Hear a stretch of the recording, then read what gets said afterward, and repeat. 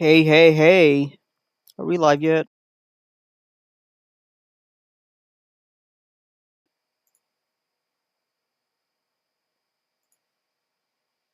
I'm gonna keep refreshing until we're actually live. Cause I don't know what I don't know what this thing's doing. I'm gonna turn on speech chat. So if anyone wants to chat, you can. Um, chances are I'm probably not gonna look at my chat well, I will. I'll look at it, but not as intense as I will. I will. I did promise to do this. Um, I'm gonna share my stream, just the YouTube stream. If you're watching this from the game jam and you made it to my stream without clicking on the link,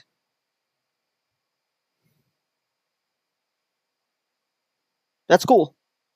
You know, I'm glad you found my channel first. All right. That's cool. All right, let's actually share this. I'm just blabbering at the moment. Now, before we get into anything here, right? Before we get into the specifics, you know what I mean? Before we get into okay, so 90 projects. Let me go there. I have the slime overflow. Before we go there, I'm gonna share my video here. I am live right now. Okay. So,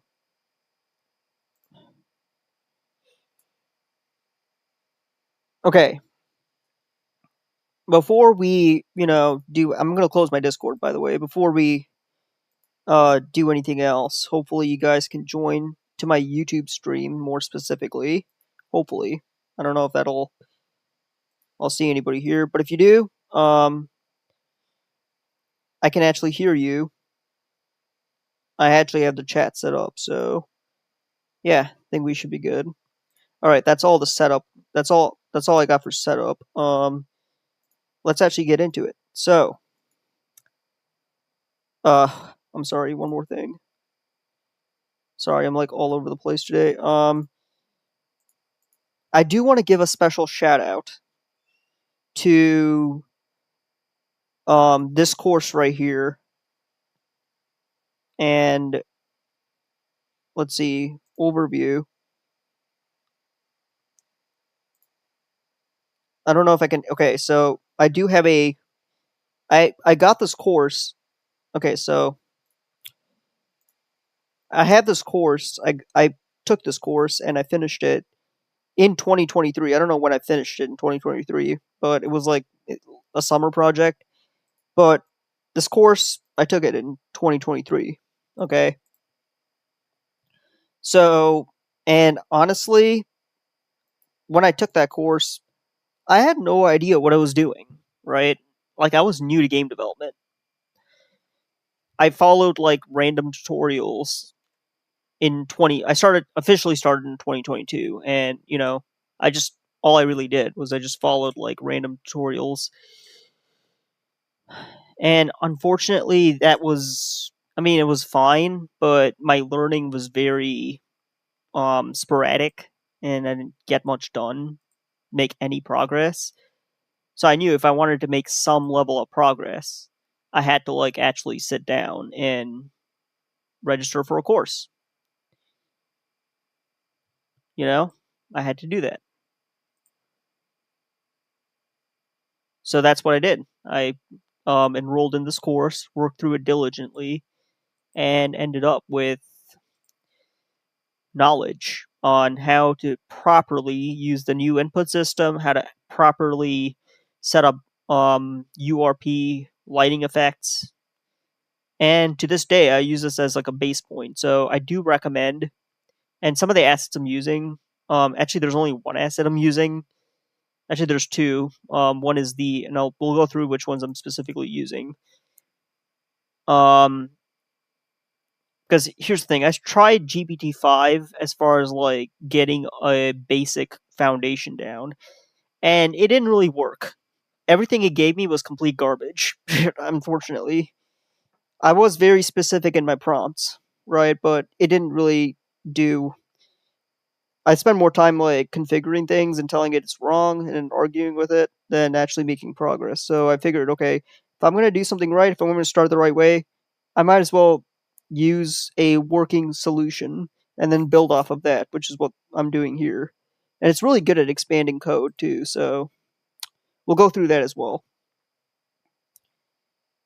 Okay, so that's enough of that's I just wanted to point this out, and I will put this in chat for anyone interested. NepPelv said, https www.udemy.com course Unity 2D RPG coupon code keep learning. I'm not sponsored by this course, just to make that clear. I just think it's like if you want to make a top-down 2D game and you don't know where to start, and you have some Unity experience, well, enough to like know what's going on, this definitely is for you. Okay. So, as far as what I specifically built all day yesterday, I did this off stream, but as far as what I built, I don't know why this always shows up, but so the course did not have a wave system, right? So I expanded on the character movement and basic character logic and essentially built a wave system. So, and the health bar for the slime. Now, I will have more enemy types.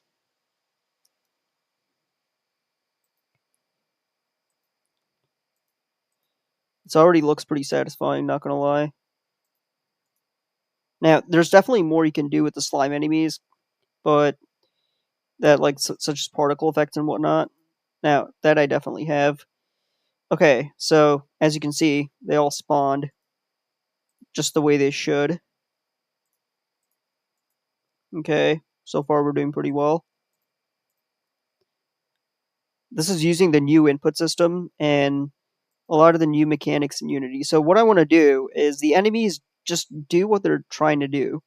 They're just going in their preset path, ignoring the player completely, which in my opinion is fine if you're just building a game where you know it's it's all about like progression and whatnot. But I just think that's like lackluster. Okay, now I got more slimes. But I think they should just like follow the player regardless. The player exists and their primary path is towards the player. So that's what I'm going to focus on right now, or at least focus on today. So let's get that in there.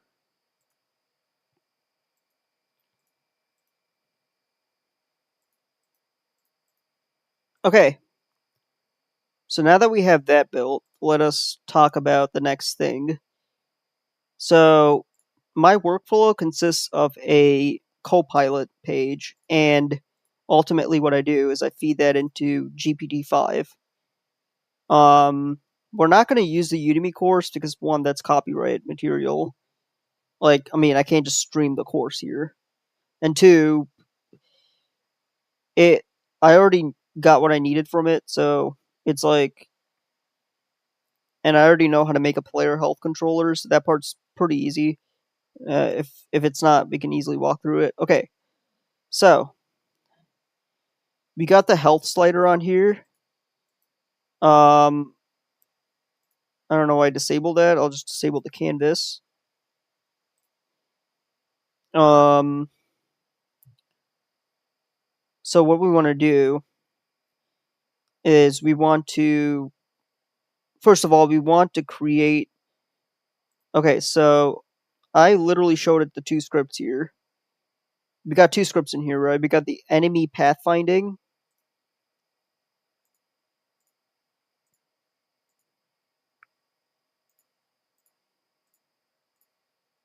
So pretty much all this stuff here, I mean, this I created from scratch, but and everything that's like wave managers and object poolers, I ended up doing myself. But enemy health, all this stuff here, I mean, it's heavily modified, but like all this stuff didn't exist in the course. It was way more simpler, but I heavily modified the script for my purposes. Okay, so here's what we need, right? What we want to do is look at the enemy AI. So it literally turns on the enemy pathfinding, and then it gets a roaming position, and then we're feeding that coordinates into here, move to, and then it literally goes there. So what exactly is a roam position? It's a vector 2. It literally returns a normalized vector 2, and then it goes there. So that's one piece of context we need, right? And it's always roaming. Um, State is roaming, so we're not gonna really expand on this because I don't feel like this part here is relevant as far as like states go. Because eventually, what we're gonna end up doing is getting to a state where they chase the player, which honestly, I want the AI to be chasing the player no matter what, right? So, and this is always going to be true. So we don't really need another state. So, but we'll just leave it in there. Okay, so now we got enemy pathfinding. Now what does this do? This actually moves the player. I'm sorry, not the player. The sprite. Okay, so all this stuff is fair game. So let me share. So I'm gonna create a prompt here. So here's how you do this. Please rewrite. I have two enemy scripts. If you recall, they both that handle enemy movement. They are respectively enemy AI and enemy pathfinding. Well, I'm going to give it the actual file names because I feel like it's way more descriptive. That's CS. Oops, I'm sorry, CS. And then enemy AI would be what? Enemy AI.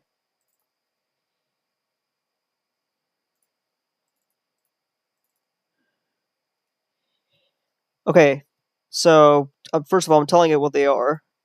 I will show you the code for them. Now, I need your. Now, at this stage, I don't need modification. I just need advice.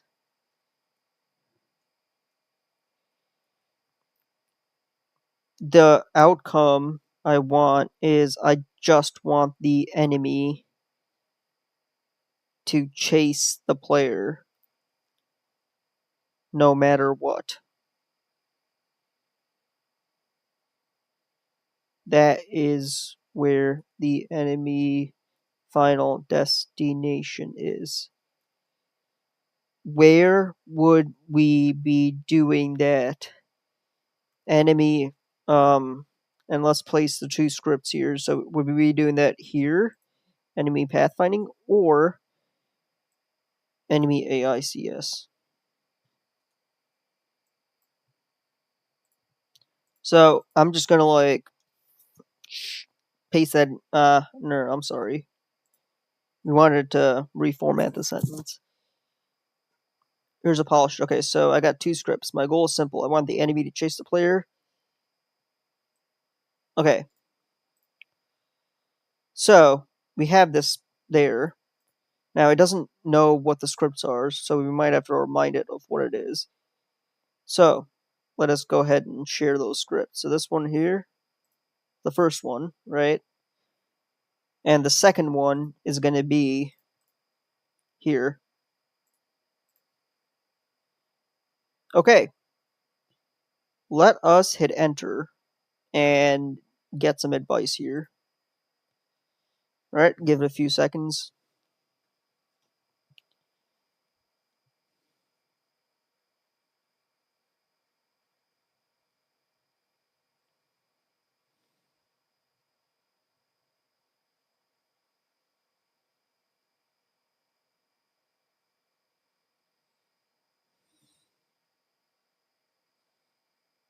I mean, I did say I don't want solutions. I just need, like, guidance. I hope I was clear in my prompts. I mean, I literally said explicitly, hey, don't give me code. Just tell me where it would be appropriate. Short answer, put the not an enemy. Okay, so that's what I thought. I initially had that hunch.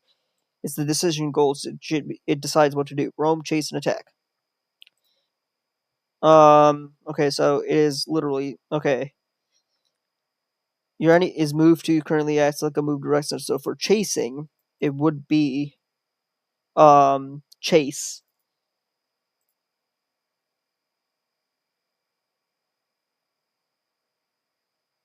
Okay, so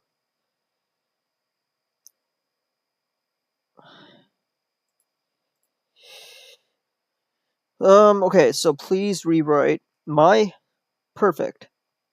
Thank you. My player has a singleton pattern.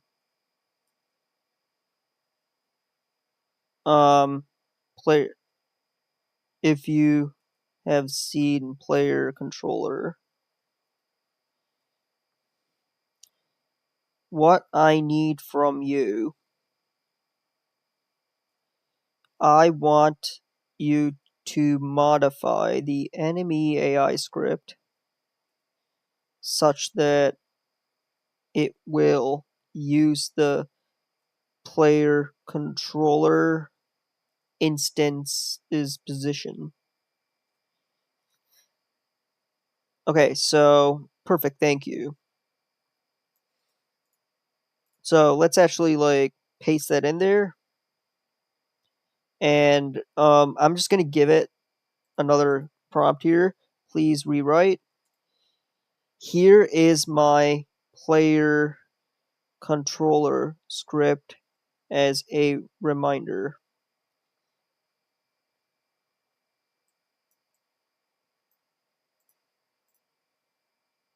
And let's actually go in there and find the player controller.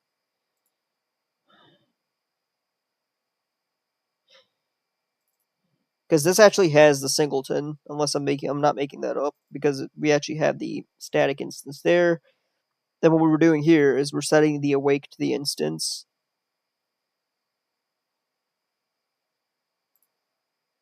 Um, and yeah, I think that should be it.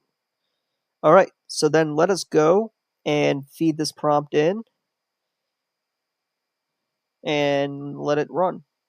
Eventually, it will have an answer for me.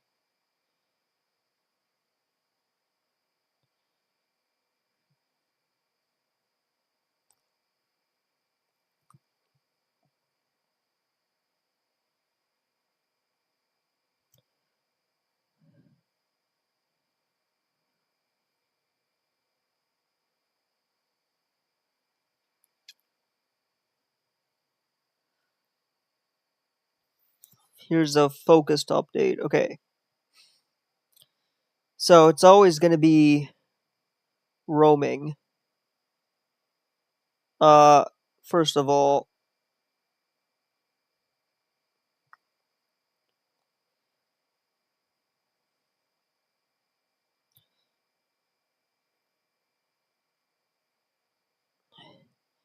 okay, so let's see what I did here. It set the roaming to the start routine roaming. Right? That's literally creating a coroutine here called roaming. Coroutines are background workers. Which is fine. Okay. But here's the thing. I only wanted to chase the player. So it didn't quite get there. Please rewrite. Okay. I only want the slime, the enemy. Let's be more general here. To chase the player. It should only have one state for the purpose of this game. The enemy will never free roam. I misspelled that.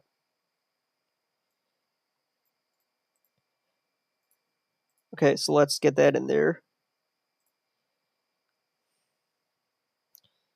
So giving it that context, it'll hopefully, what I'm asking it to do is, hey, we don't need more states because there's only one state, chasing. So it really doesn't make sense to have a state machine. Got it. Single purpose chaser coming up. Drop this into your enemy AI. No roaming state machine. So we pretty much got rid of the state machine. But if you are building an RPG where, if you have like a circle collider or something, or overlap sphere that detects your player, then that's when you would need a state machine because the enemy would be like, okay, well, the player's in sight, so I'm gonna switch from, roaming to going to a different state. So it would make sense, but not in my game. Because my game, no matter what, the enemy is always chasing the player. So okay, so we get the component, enemy pathfinding. We get the player controller instance, and if the player is null, then it doesn't move at all, right? But the player is never going to be null because we're always going to have a player here. Okay, so the player, two player, okay, vector two player transform, blah blah blah. So it does all this stuff, and then stops the distance, and then it moves to, then it then moves to that path.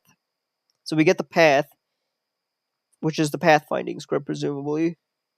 Okay, and then on disable. So if we have an on enable, which I don't see where that is, but oh, okay. Okay, but we don't want it to move everywhere. Gotcha. Okay, I feel like this might not work on start, but we'll get there. Okay. Some Unicode, okay, whatever. It always does that whenever you just paste in like AI generated code because it puts in emojis. I don't see any emojis in here, but whatever. Okay, so I don't know why it needs this. Let's actually see if it has anything to say.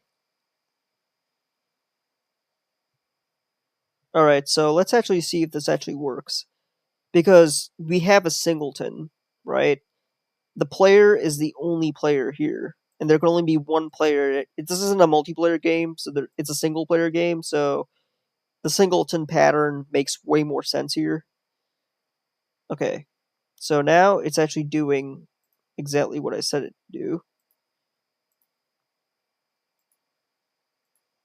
I feel like I have like a lot of experience with games like where enemies just have one objective. I play a lot of survivor games. If you know, you know. But um, okay. So we are in a good position.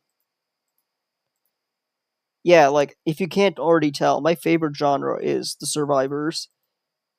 If you've been, I also like story games, but games that are, there's only two genres I like. You know.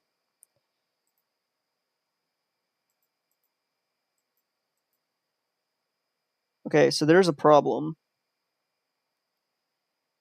This enemy sprite is stuck, which we can easily fix because we spawned it in a weird position.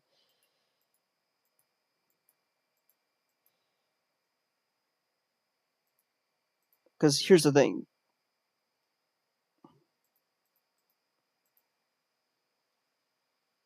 Okay. I don't know why this one always spawns up here. There's always one enemy that spawns in weird spots, so we gotta figure out why that's happening. It's an easy fix. Okay, so we have a spawner that's set up here, so I guess the easiest hacky solution is to move it down. Move it this way a little bit. We don't want it all the way close to a wall. That one's fine. So let's actually like try this now. Hopefully it'll work. And we can actually check the scene view here. So we only have like and I already set up the data structures and stuff. The scriptable object that handles the spawning logic, so that's already set up. All right, let's keep moving. Okay, good.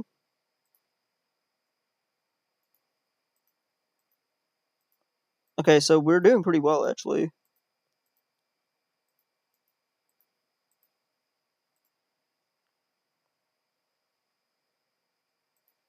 Now, the theme of this game jam is overflow. So we are going to literally overflow this map with so we do need an overflow meter at the bottom, which is a UI element. I do have a UI element for the player, and that's the player health, which we're going to tackle next. And I'm not going to write a single line of code. I'm going to read the code and modify it if need be, but with my new workflow, it seems kind of redundant typing that out because it goes against everything I learned in college, but you know, what's the purpose of programming? Building an app, right? If you understand how it works and you read through it, then yeah, why shouldn't you use it? That's like very short-sighted when people say, "Oh, don't use AI generated code." Yeah, I disagree respectfully. Okay, but I do agree you shouldn't just use it blindly. Like at least read through the solution before you implement it, you know?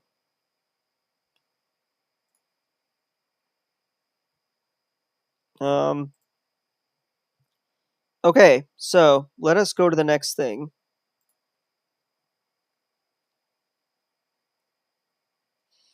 So alter enemy pathfinding. Okay. So I only have like one enemy type right now, which we'll work on adding more, but let's actually get more stuff implemented here. So this right here represents the player health bar. Okay, so the player has a rigid body and a capsule collider. We can also add a health collider. Okay, so let's just be more general. Code aside, I need help planning. Okay, so actually, I feel like I'm way better at planning the stuff. So you got your player here, right? We need a health zone. So ultimately, what that means is we have this sprite here. If the player, right, if anything touches the player,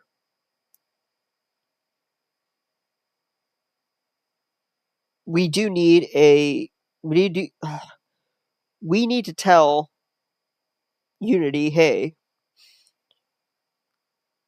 if an enemy touches the player. Actually, wait, before I do that, I want to make sure I give a layer or a tag. So right now this is the player tag, and we're gonna save. So we given this a tag of player, but we also want to make a tag for the enemy. So what we're gonna do is go in here, go into layers. It's not really a sorting layer, but it's more of a tag. Hold on.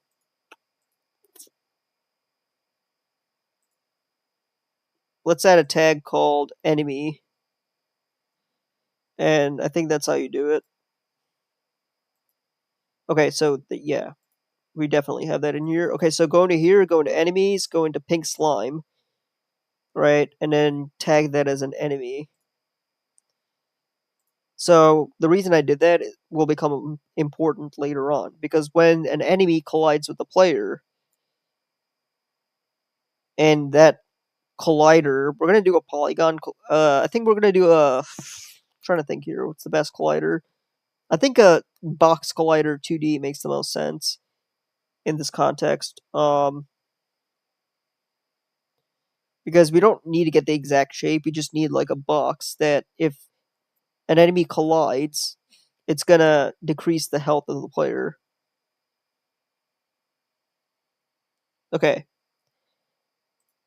I thought I heard knocking, but apparently not. Okay, so let's so what we're gonna do, create that empty object there, and we're gonna add a box collider 2D.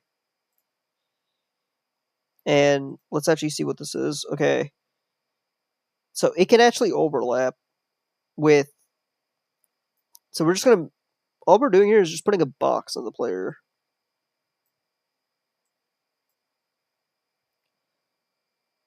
And this is the health collider. Player hit health.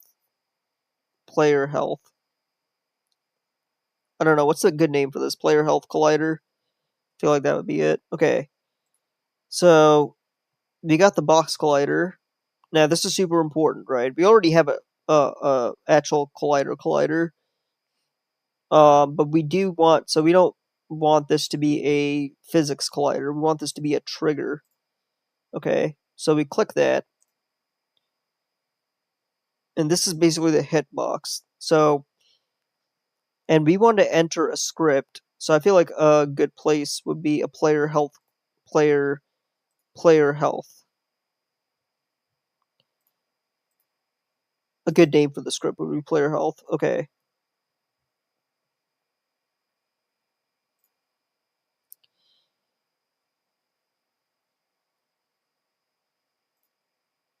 So this actually manages the player health.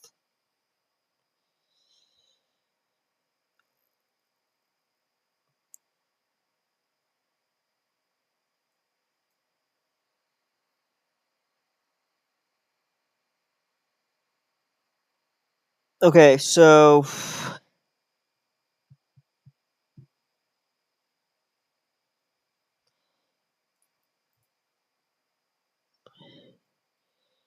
one thing I want to know is this.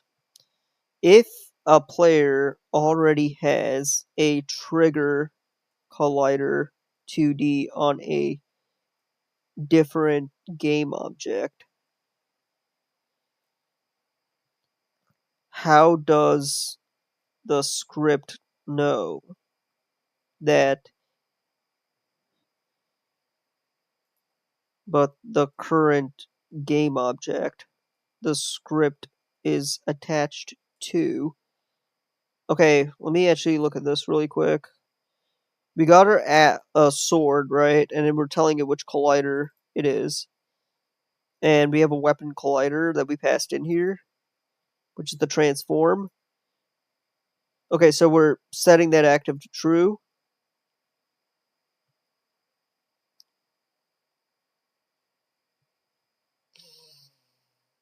Uh,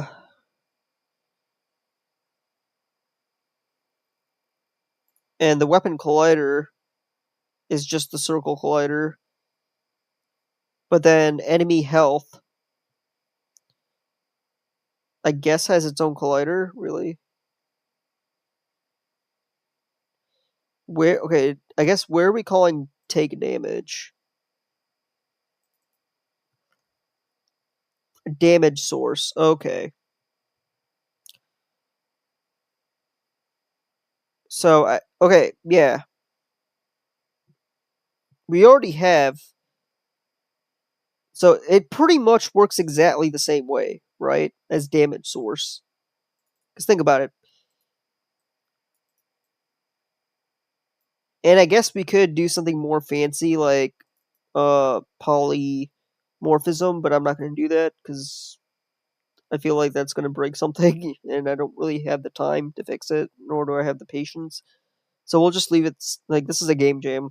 Simple is better. I guess later on we can refactor it, but you shouldn't really be thinking about refactoring at this stage. All right, but to make it simple, we have a player health, right? The player health, but I still want this question answered just to make it make sense.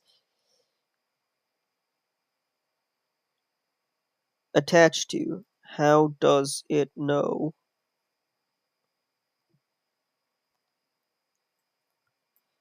Like, it's better to understand that fundamentally. There has to be a way, right? When you think about it.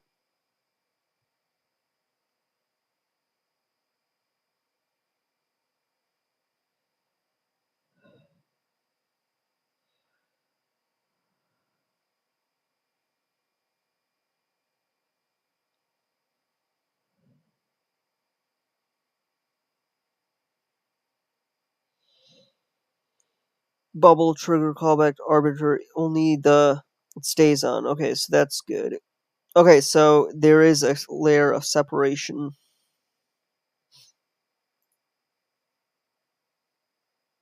Does the weapon collider have a rigid body? No, it doesn't.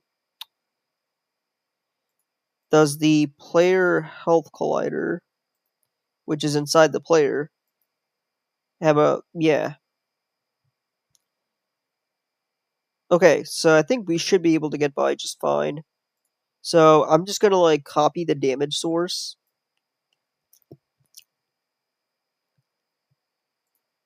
Literally just um let's see. We do need an on trigger enter 2D.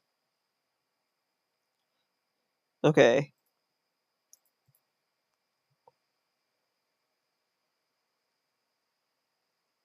And for now, the enemy AI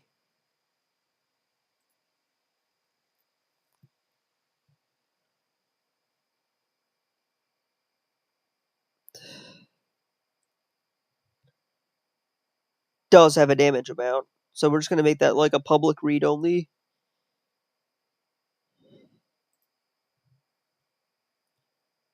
So let's see.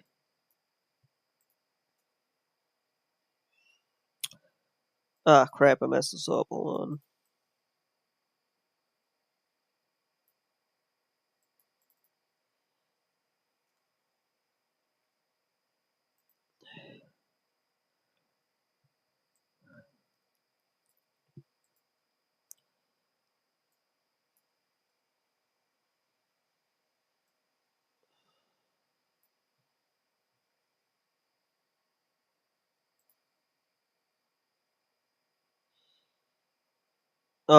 We're gonna call this damage amount.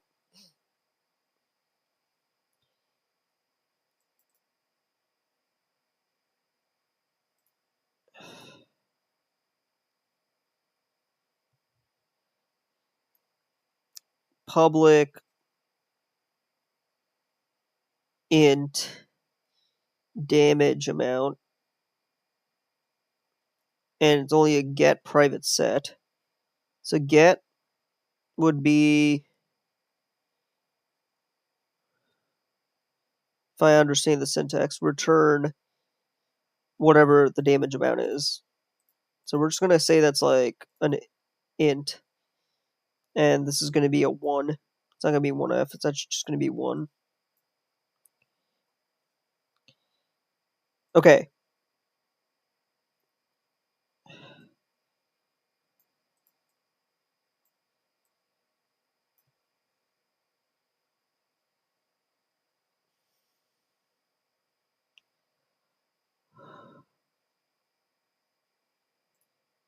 Please fix this.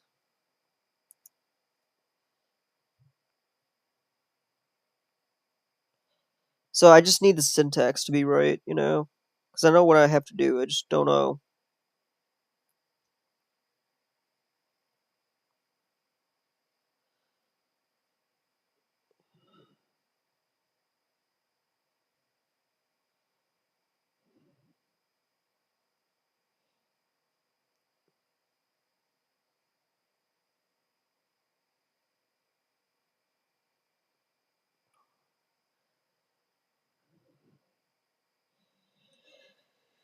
Okay.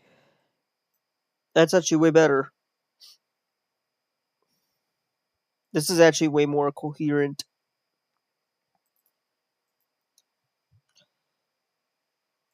Eventually, we're gonna get back, okay? So let's look at the player health.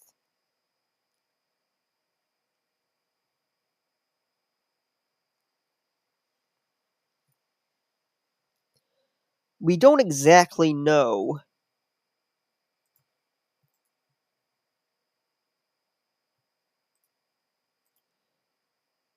Well, we do know, but essentially,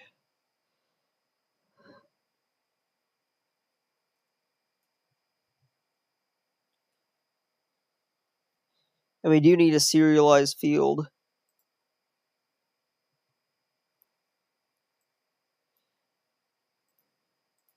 For the slider. And we do need, we can literally just copy everything we did from here. I'm sorry, would it be enemy health? Yeah, it would be enemy health, right?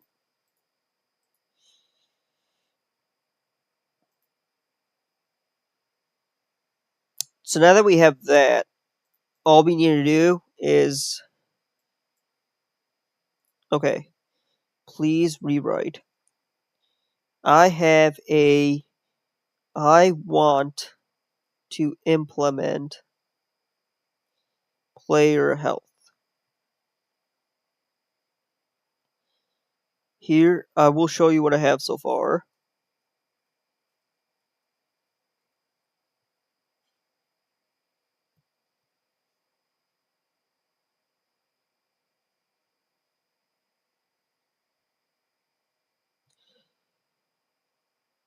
What I need is for you to finish the logic.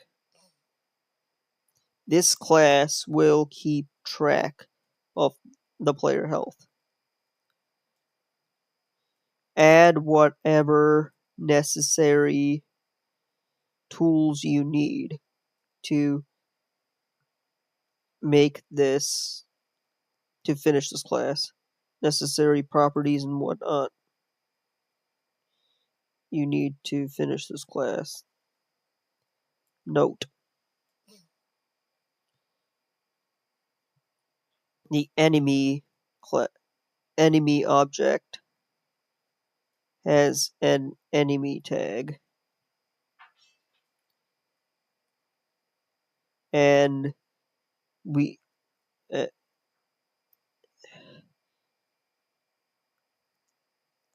enemy the enemy health has the let's see, we just created it up here.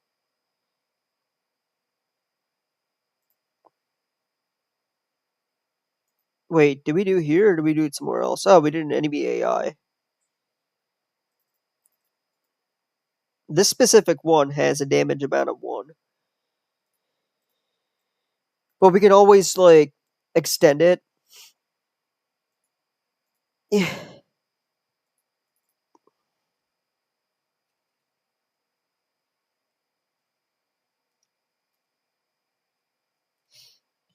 enemy AI class has a damage amount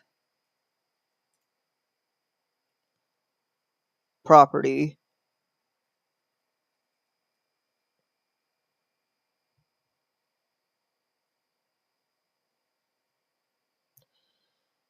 Which is what you can use to damage the player. For now, we are focusing, as you can imagine, if I can't spell imagine, if you can damage the player,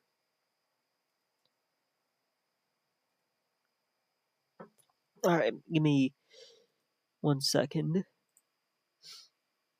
If you can damage the player, you can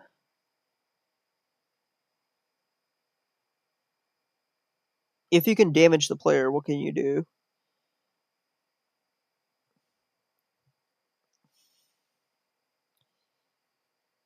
The health bar for that player will reflect the health state. We also want properties. We'll have to, like, refine this prompt, but this is just the rough draft. We also want the properties that will determine the player's health in the inspector. So let's see. Such properties include max health, current, um,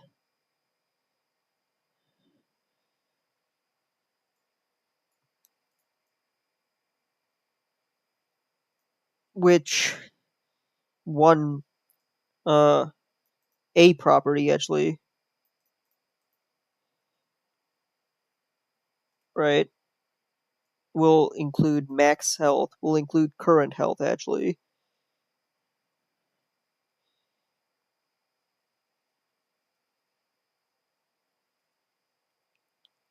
Current health. Maximum health. A private. Then we want a global variable to keep track of the player's current health. That will update the slider's value. This is like complete gibberish right now, but we can easily change it. What kind of implementation player health? And here's what I have so far. This class will be responsible for taking the player's health. Feel free to add any necessary to complete it. Okay, so I think we can like scaffold this. And the last thing we need to do is to share the code. So I'm just going to take whatever's in here and just paste it in there so it has that context. And we watch it work. Now, obviously, when you do programming like this, you should never accept AI's solution face value because it will completely BS you.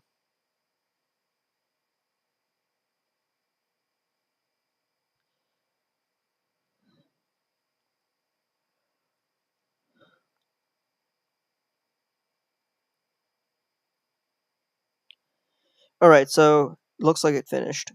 Or it's finishing. Yeah, it's still doing its thing. Okay, so the first thing we want in here is the health. So this part right here, we got the max health, which we can easily modify, but the public property would be the max health. We want the current health. We want the health slider. We want the invulnerable. So it does have a hit effect. So it did give us that. That's great. We have a take damage. But I don't know why it specifically made it public. We'll leave it public, but whatever. Okay, so let's start from the top here. We do want the health. Okay. We do want the UI.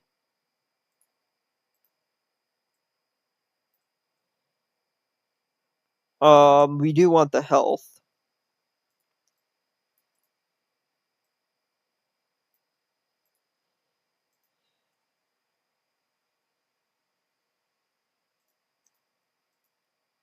Which is the max health for now.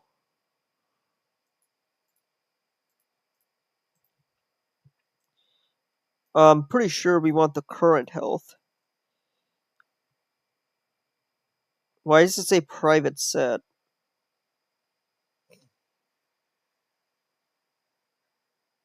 Because I feel like it's read only, so that kind of makes sense. We already have the UI set up, so that's good. Damage handling. So the first variable is invulnerability time. So this is what I was talking about earlier about hit stops, and then use invulnerability.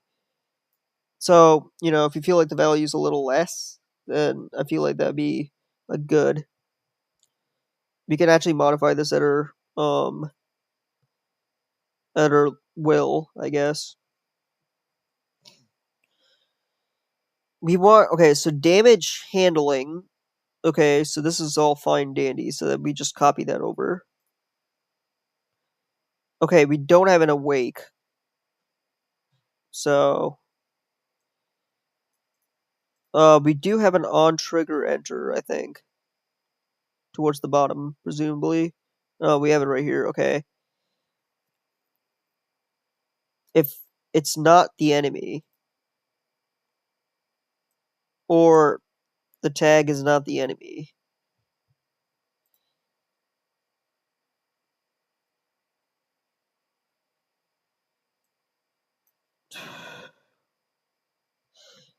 Okay, we'll get to that in a sec, because I do have problems with the way this is written, but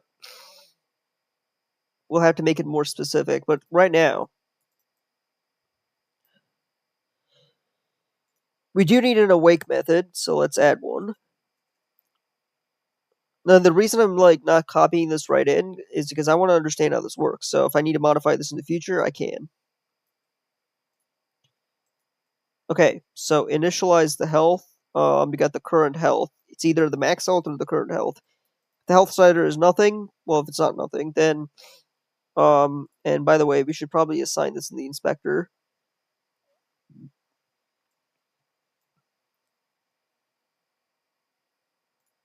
because I will actually forget to do that. The health slider is not nothing, then pretty much do all this stuff here, set the values and whatnot.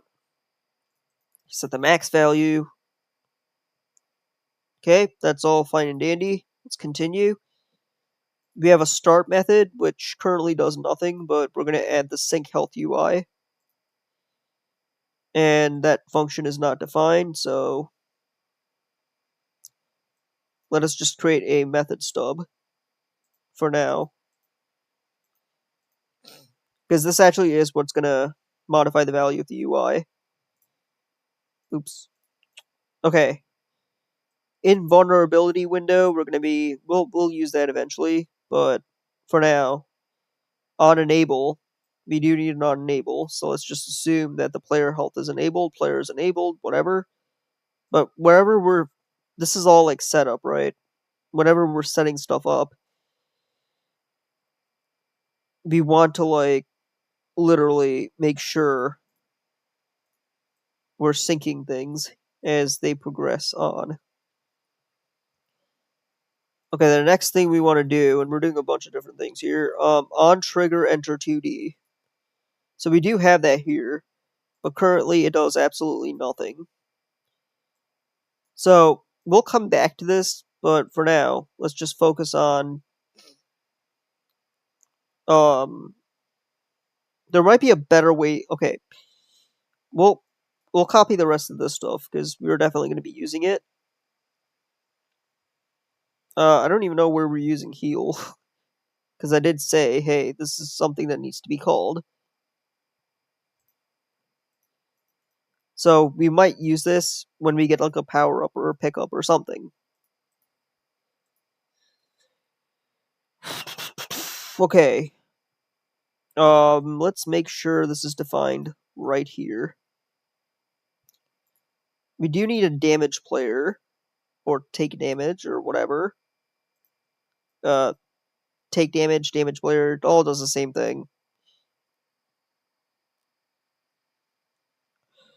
Okay, so but we're just gonna paste that down here.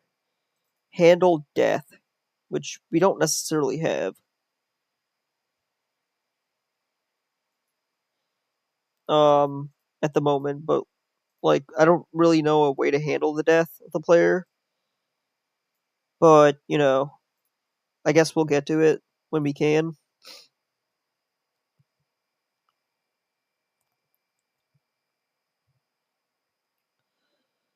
We don't have this defined, so let's do that. This is all like a coroutine. Coroutines are basically like background processes, is the way I like to think of them. Like they run in their own separate frame. They're not necessarily parallel, but they're we do have we do have more errors, I think. Invulnerability window. Did we just define that? Yeah, we did. Okay, I'm losing my mind. Sync health UI doesn't have any definition, so if the health slider's not no, all it's doing is just writing to the health slider. That's literally all this is doing. Okay, set max health, which I don't think we have anywhere in here. I don't even know where this is being used, but I mean, I feel like we don't need this. We'll just leave it off for now. Heal. We definitely need this. Again, like, I don't know when we're going to use this function. And I don't know where this error is coming from. Player, oh, we already have a heal. Okay. But when we want to when it gets to a point where we're going to, implement pickups and whatnot, we're definitely going to be using heal. Okay, so now let's implement take damage. So the first thing we do is define the signature. Actually, for now, I think I'm just gonna define this first. So in the on trigger enter 2D. So the way this is written is if anything's not the enemy, well, we just return, right? Don't do anything. But this is where all the enemy logic happens. So you get the enemy, get the enemy AI. Now it does have like safety checking.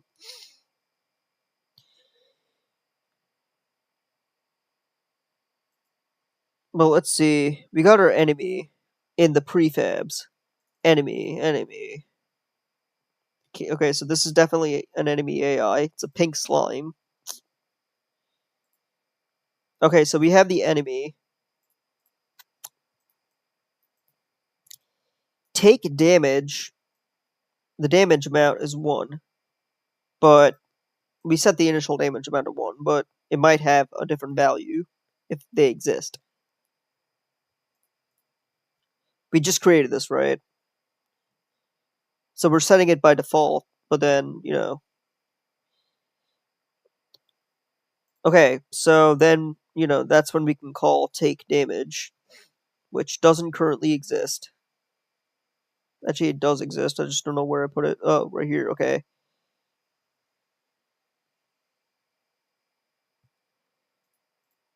So I guess we do have a take damage function.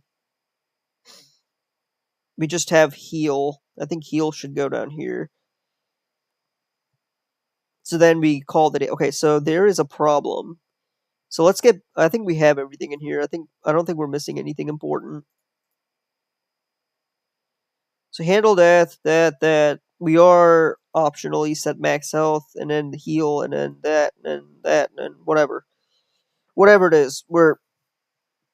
We already have everything we need in here. Everything is in place. The only difference is the on trigger enter.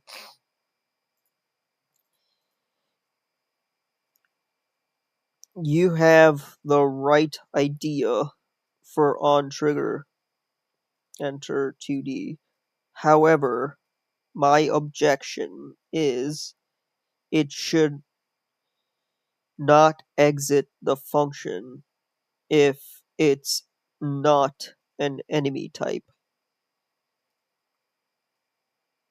For now, just make it a branch.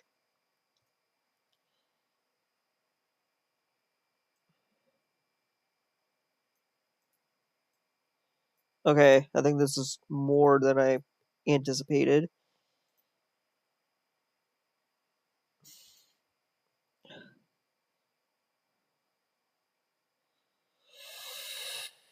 Okay,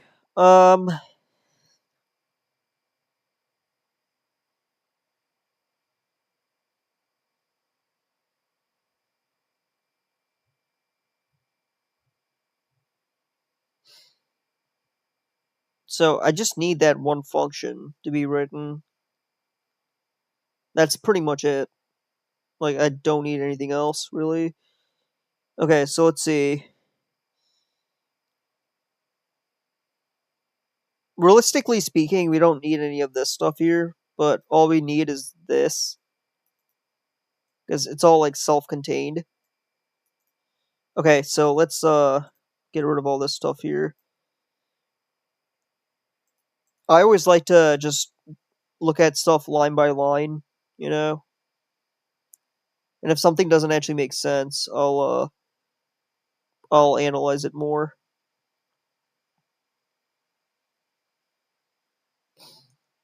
Okay. So if not other return, meaning hey, we don't it's gonna break if you don't do anything. Okay. The next line says use tag or present enemy AI. So um so let's see. If the other's tag is enemy or other is an enemy AI is not null, blah blah blah blah. Or so it can be either or because we know it's the root child, but it could possibly be attached to a child component. I don't know if this will ever be true, but it's good to keep that in there. So if one of these things is true, then we're gonna look here. Get the enemy component or the enemy. So if you have the enemy, uh, we just assign it to one, and then we damage the player. So I'm just gonna keep this here. I don't know if I need any of these other things, but whatever. We'll just leave them there. And as far as everything goes, I think we should be good. I think we have everything we need. Yeah, I think we should be good. This is a simple start for now. So right now the player's being chased.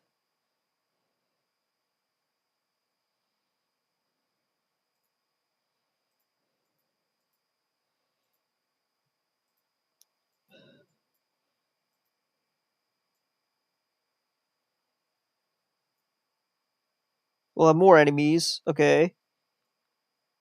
I do like this. I do like this setup here.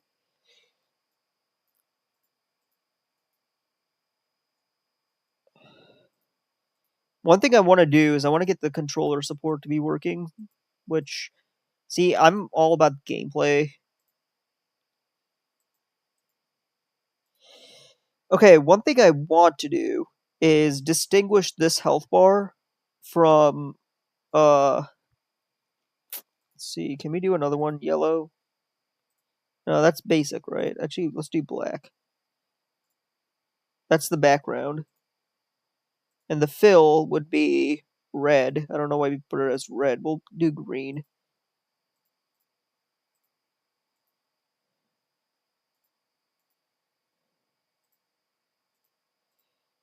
Oh, these are all icons. Goddamn, dude.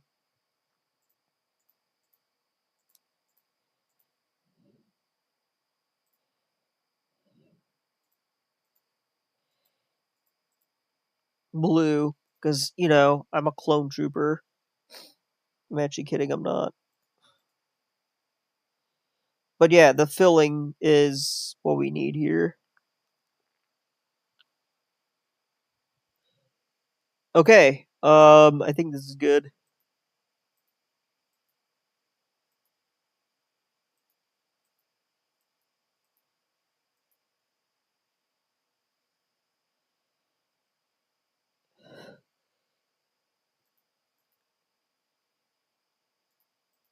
Now, the more I think about it, though, the more I feel like a black background makes way more sense. So let's apply that here. So the health slider here has a basic background. But what we can do is do a. What do we do with the other one?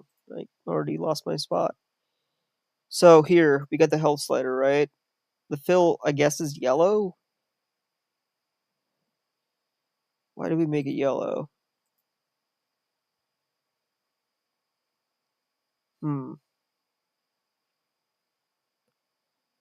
Why in the world do we make it yellow? I don't understand why we made it yellow. I guess yellow's fine, but wait a sec. This is the background. The fill is blue, but then I just don't understand why this is yellow, but it's actually showing black.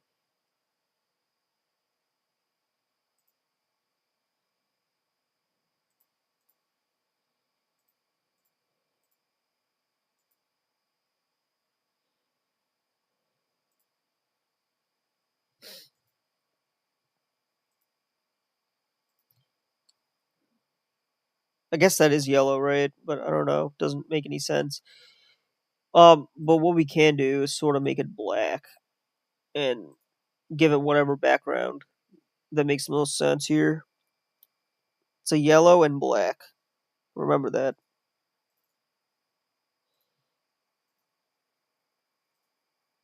So give it yellow and make it black.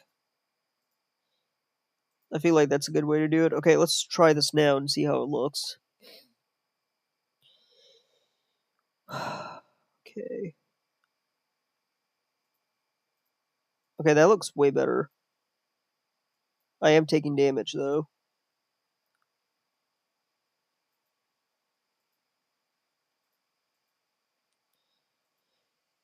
Okay, that's good. I like that. So,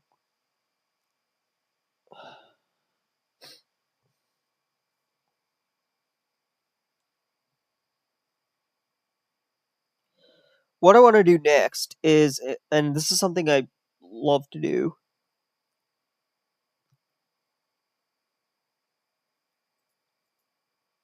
I want to do spawning numbers, and we already have a canvas on the player. You know what I mean? We already have like the player canvas. So I guess what we can do is do a animation sort of thing that just like, so here's what I mean. So we got the slider, and I guess what we can do is do a text mesh pro.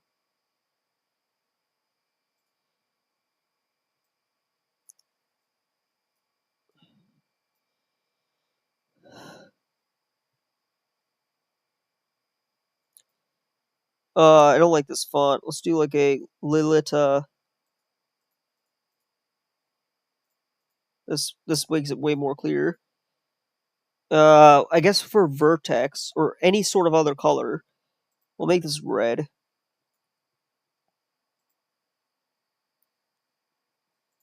Call this damage text. Let's see, -1. I guess we can centralize it. I don't know.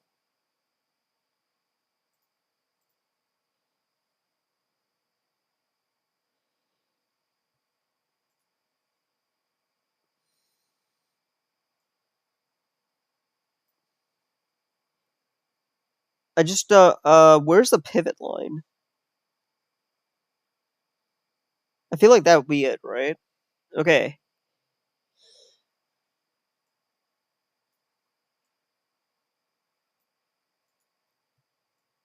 So I guess by default it's disabled.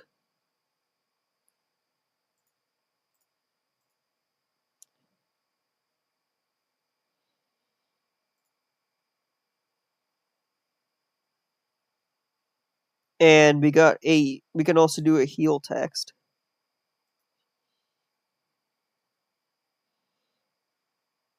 Um this specific heal text. By the way, we should make sure it's on the player level because I think it already is, but I'm not sure if it matters. Make this one green. I feel like that's easy to read. Okay.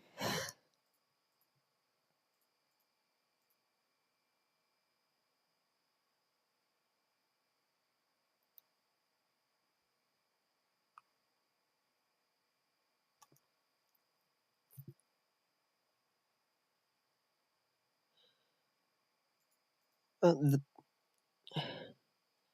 the next thing I want to work on are damage and heal text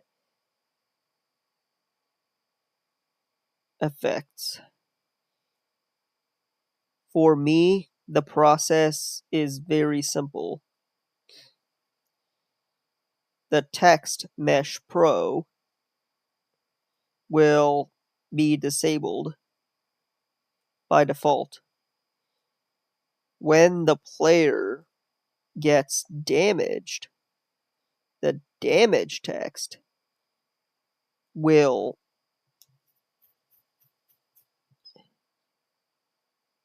uh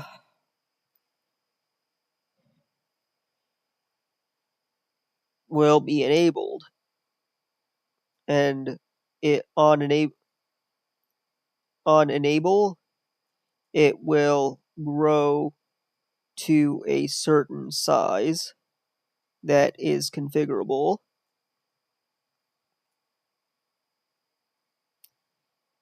and on disable it will revert back to its. Dibaterman said, Yo yo. Hey, how's it going, Dibaterman? It'll go revert back to its original size. Yo, your icon is Clippy. That's pretty funny. It'll revert back to its original size, and so that it can be reused. Same thing with the heal text. I want to control this behavior in its own script. The script will be attached to each of the text mesh pro elements, Dibaterman objects. said, What's this now you're testing out AI? Yeah, I'm trying to hone my prompt engineering skills, because I feel like writing code by hand is just tiring. But the way I'm doing this is like not just blindly copying it. Okay, so let's see what this does. So I gave it a specific prompt, right? I'm not just like blindly like typing, "Hey, do this for me." There's actually a very strategic way you do this stuff. And like programming is fun, don't get it twisted, but me I like building things. But I don't like burning myself out by just going. Dibaterman said, LOL, by the time you wrote that out you probably could have written the script yourself. Yeah, but with a bunch of like errors that I would have to figure out. Okay, so let's see what it gave us. Hurry up here, script. Okay, so we got the pop scalable enable. Let's see what it says. Here's a small reusable component you can drop on each TextMesh Pro object. Okay. So we got the pop. So I'm just going to create that script here.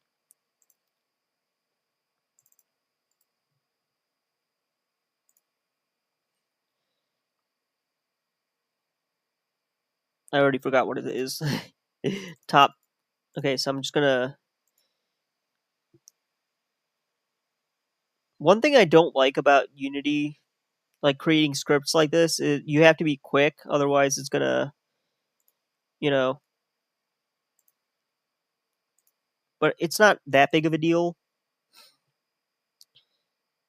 Okay, so you have to like rename everything, and it's like it gets a bit annoying. Dibaterman said, Oh, you are doing this in a GJ. Did the GJ rules allow for AI use? Yeah, there's no restrictions on that. The only thing you can't use is copyrighted stuff. Like I can't use like Commander Shepard's N7 armor. This game jam is very chill. Okay. Otherwise, I wouldn't submit anything. Because, like, that's the thing. If they say you can't use AI for coding assistance, then it's like you're kind of behind Dibaterman times. You know what I mean? said, Cool beans. Okay, so the first thing is this pop settings. Multiply the original scale by the amount. Okay, so then we got the pop scale multiplier effect. Okay, cool. How long does the pop animation take? So we have a set time for that. That's also great. But the way I use AI is not just copying blindly. I actually read through what it gives me. Easing the pop animation. So we have like an animation curve here. Okay. which we can auto configure to our needs.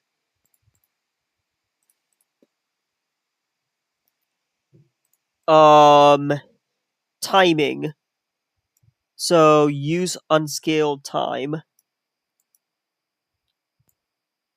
I don't know what this is for, but I'll just keep that there. Debaterman said, in the end, as long as you can debug this, then WE, but if you don't know what is there, then good luck, lol. Exactly. That's the thing that a lot of Vibe, the thing with Vibe, if you don't know how it works, then yeah, that's bad. But you're effed. But I actually like the core of the stuff here. I got from the course, like the player movement scripts and stuff. I didn't use AI to build it. Like I actually took a course on this years ago, and I'm revisiting that knowledge. So that I couldn't replicate with AI, unfortunately.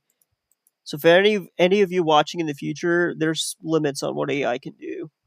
But if you know how to use it properly, you're good. Okay. Pop doesn't destroy it. It just takes it back to its original self. And then uh um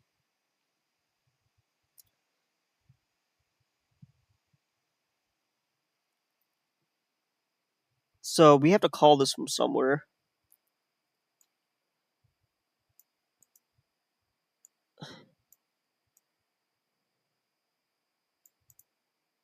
But why is that an optional convenience?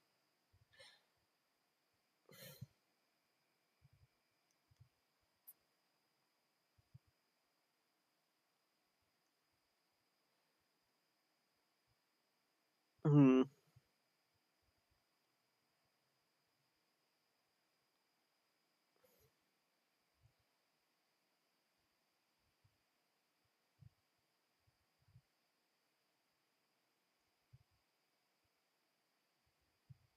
Debaterman said, since you are in GJ mode, I guess no gaming, then you should be super busy.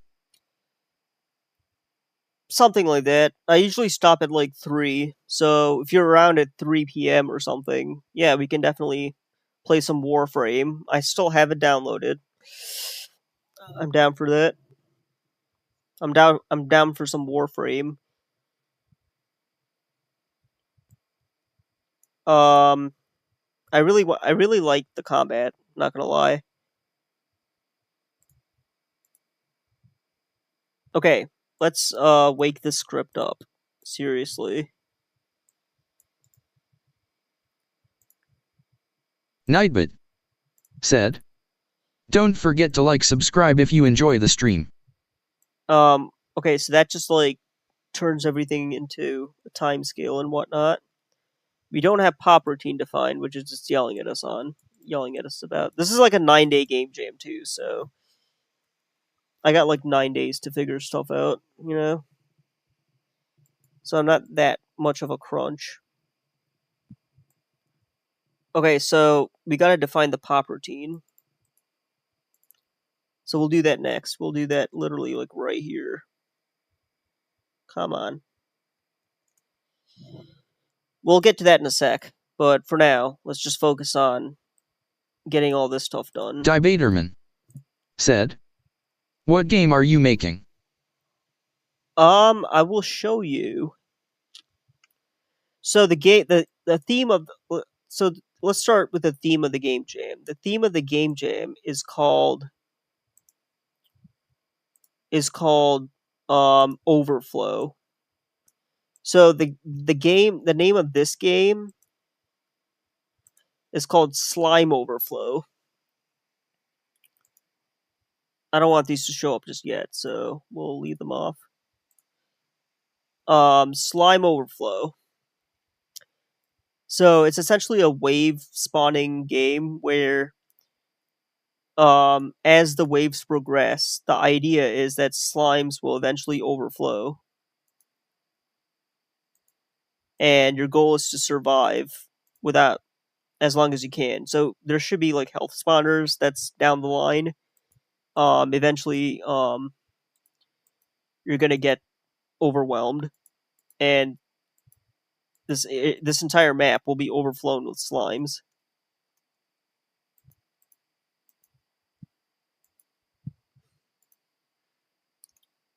So I do like this. I do like this combat system.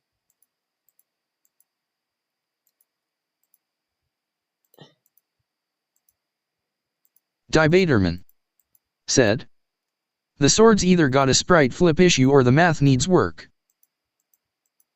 The sword has a sprite flip issue.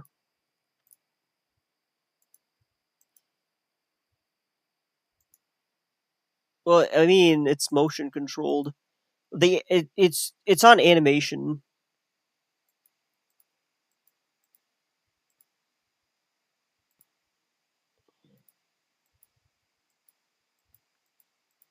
That's like fine tuning, I guess, but I feel like we can.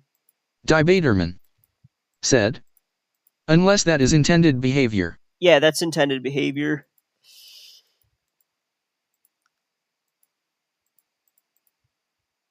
Okay, so I'm pretty much dead. Okay, so that's how that works. What was I doing earlier? Okay, so we're spending way too much time on this. Okay. So the idea here is it goes through, it gets the local scale, pop routine's null once it finishes, or once the duration is done. But then we start here, and then we keep going until the local scale is there.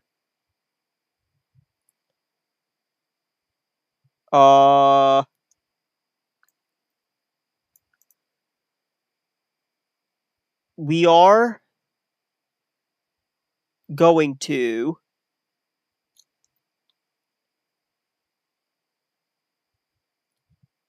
attach the script to these objects. So on awake, I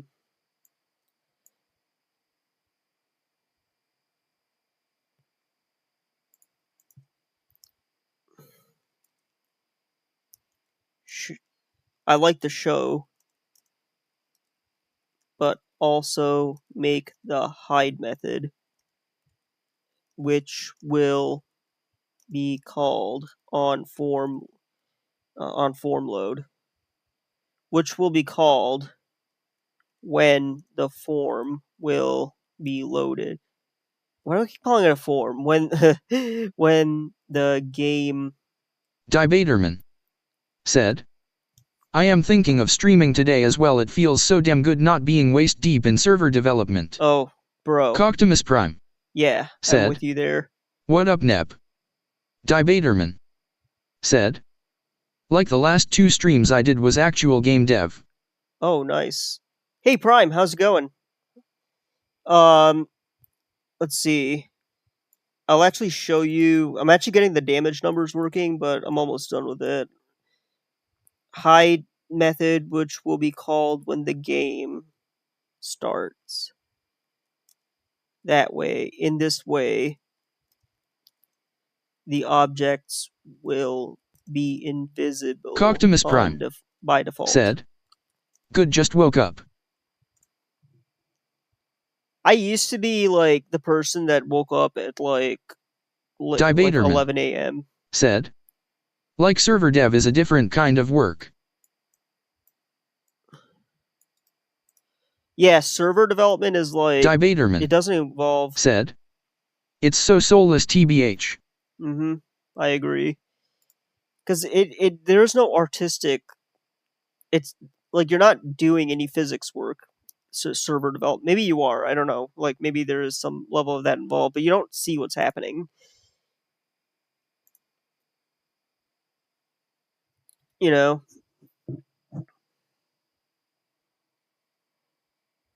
Coctimus Prime said, it just turned 8 a.m. here. Oh wait, you're living in the west, towards the west coast, or mountain time. That actually makes okay. Yeah, I keep forgetting. Like time zones. Coctimus Prime time zones are a thing. Said, I usually don't sleep in this late with my old ass. Yeah, I mean, I keep forgetting. You know, time Coctimus zones Prime are. said. Yeah, MST. It's yeah, like not every part of the Coctimus world Prime, operates the same in said. terms of time. AZ. Okay, so what does this have here? Pop settings, tooltip, this, that, and the other Dibaterman, thing. said. Well, because the lead designer wanted things done now, so I just cut some corners. This led me to have things done well ahead. Oh, nice. Dibaterman, said. Downside is less server management of data, but it's cool. Bro, like, server management is a nightmare. I do it at my regular day job. If pop routine null, and okay.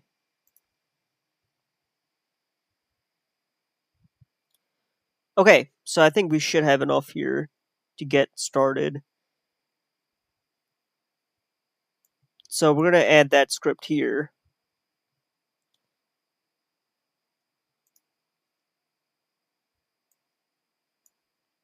Dibaterman, said. I was about to get the geometry from the maps and upload that for shapes to get collisions. Dibaterman, said. So things could navigate via the server. Okay, so the next thing I want to do here is in player health collider. Dibaterman, said. But then he got tight on wanting things done sooner than later. The people you work with, do they know anything about programming? Just out of curiosity. I mean, you don't have to answer that, but we're just being so general here.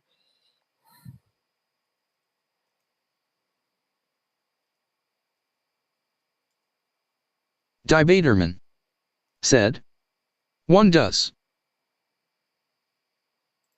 Okay, so you would think they'd be more realistic about expectations.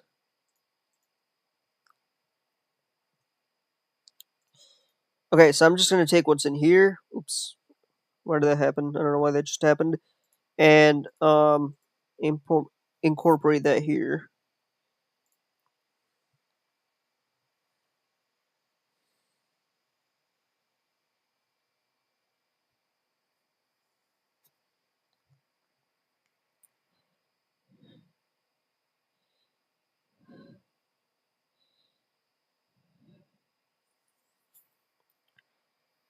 Okay, so I'm not going to copy this entire script, but just what I need. Nightbot, said.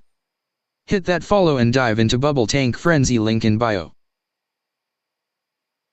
I will definitely continue developing this game. Dibaterman, said. Well, TLDR, I got a game that was 95 done to be server authoritative and persistent within 1.5 months. Oh. Dibaterman, said. I think that's a win. Hell yeah.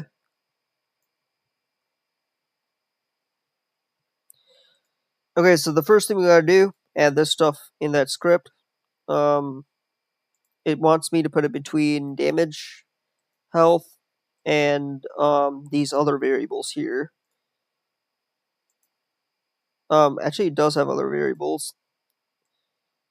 Health text routine and damage. So we'll create those first. And then here is where we do that. Dibaterman, said. Hammering out stability mainly now. Oh, nice. Dibaterman, said. The other dev is taking the time to refactor and stabilize his code base. Dibaterman, said. But we cleaned up his God scripts. God scripts.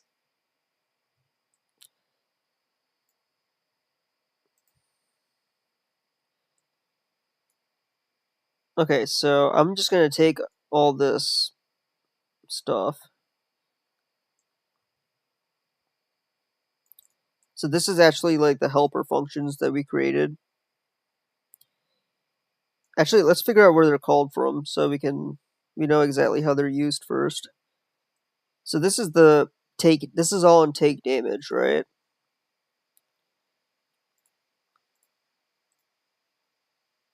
Okay, so we want to call that after sync health. Take damage.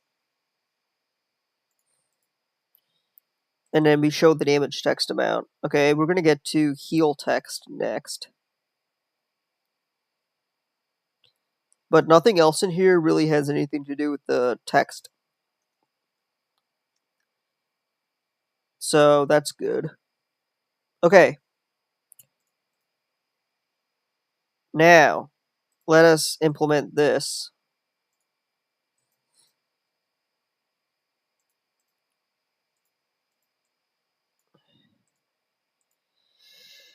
Okay, so what we got here? We need a helper function called hide after delay, and that literally does the same exact thing on everything here, so we just need one instance of this. So all this really does here is it counts the number of seconds, and then if it's unscaled, which is something we defined here. Okay. Okay, but then what about here? Show heal text. And, yeah, so I think we should have everything up and running. Now all we gotta do is assign these fields into their respectable time slots. Or slots. So damage text goes here, heal text goes there. So, yeah, let's start.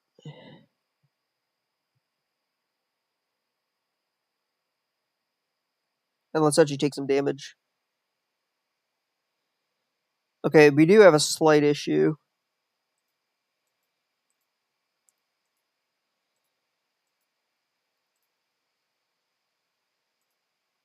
We have a slight issue. And I don't know if there's a way we can, like, make this one level higher.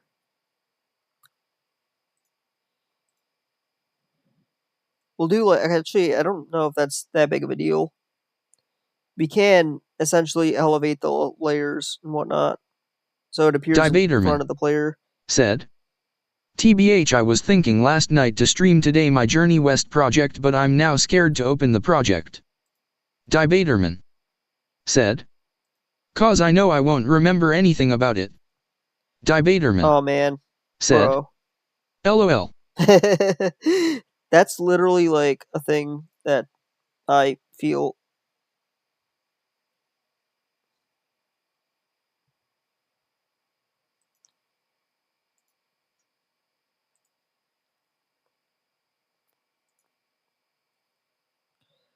Okay, so let's just say make that 5 or something, make it a very, very big value.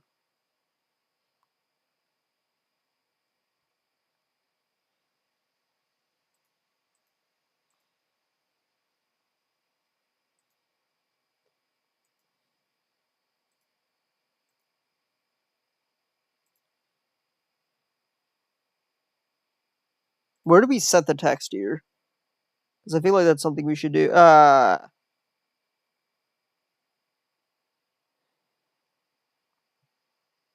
Okay. That makes sense. 5 is way too big.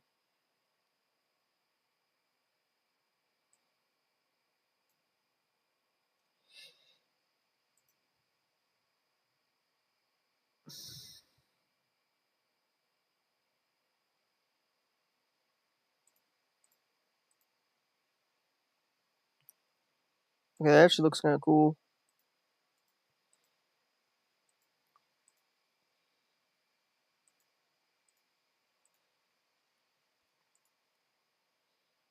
So we have the same setup going on with the enemy text. So we can actually use the same exact thing here. So let's go back a bit. Let's take these two, copy it, and essentially paste it into here.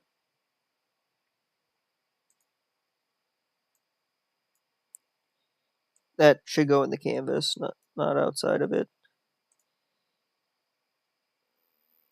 Okay, there we go. I think I got the gist. And I don't know why it's all the way there. It should be right over here. I think this is a good spawn spot. Said, have you been getting spammers in your Discord? Yeah. Debaterman said, have they been messaging you? Nick told me I got like 2 and I banned 1 yesterday. I don't really respond to them because they're just very annoying people, but they show up every now and then. As soon as I see, like, they just created their account recently, like in 2025. Doesn't matter what the date is, but if it's like within a few months span, and then if they wave to me, like, hey, how are you doing? Like, and like I just added them, or they send me like a message request or whatever, I just ban them. I just like block them.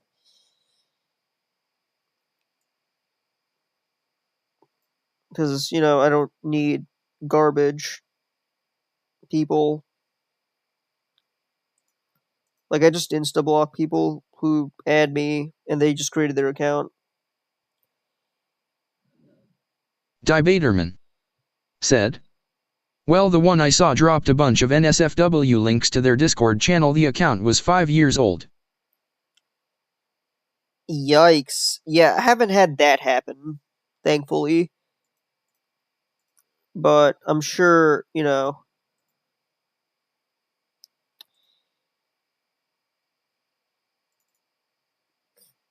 Okay, so I have taken liberties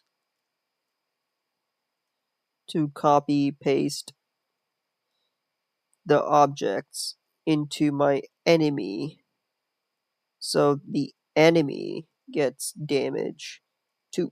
Debaterman said, well, I put a filter now on the Discord. Debaterman said, so certain phrases will block M for review. I should probably do that too. I feel like that's a good idea.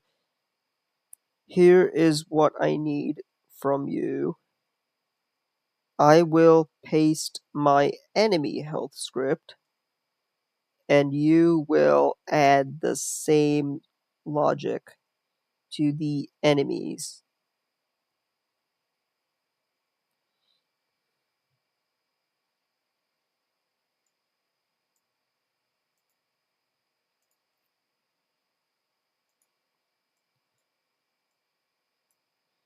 The 2 text mesh pro objects.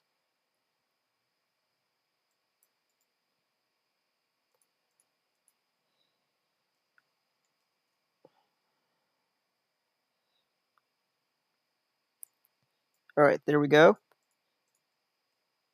And then let us take the code that's in here. This actually is part of the course, but it's heavily modified. And yeah, let's ask it to do exactly what I told it to.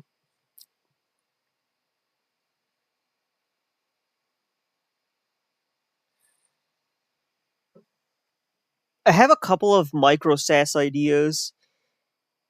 And that's something we might actually build. Not live, but I'll do most of it offline. It has relevance for game developers, especially like the hardest parts of getting started for any aspiring game dev.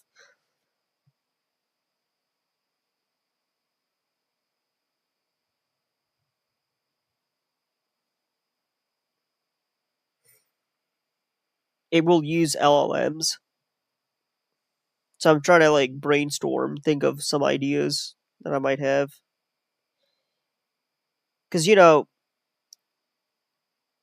this is something I want to talk about, a lot of people pursue computer science to get a job at Google. And it's fine, if you want to work at Google because of all the perks, that's great. But I do find it cringe how a lot of people find that as a one-way ticket into a golden ticket to success. Like working at big tech is the only path to success. I think that's stupid. You know,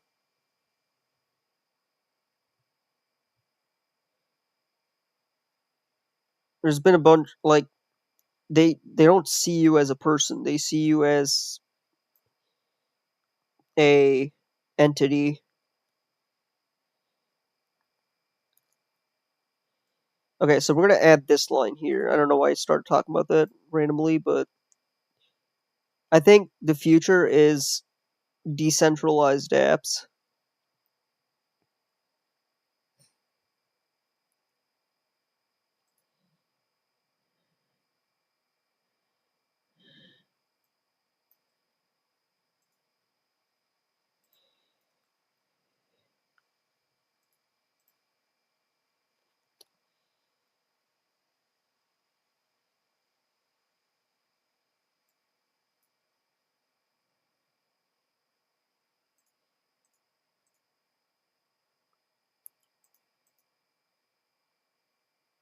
I mean, if you work at Google and are watching this, please don't be offended, but definitely like learn entrepreneurship is my advice. Because let's be real, building stuff is fun.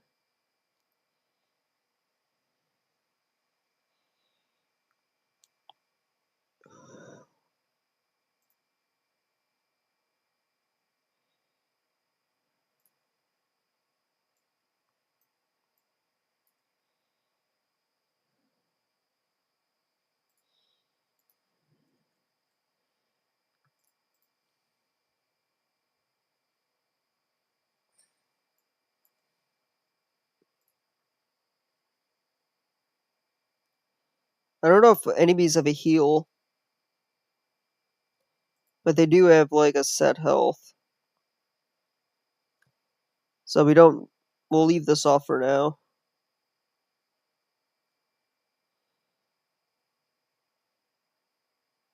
Uh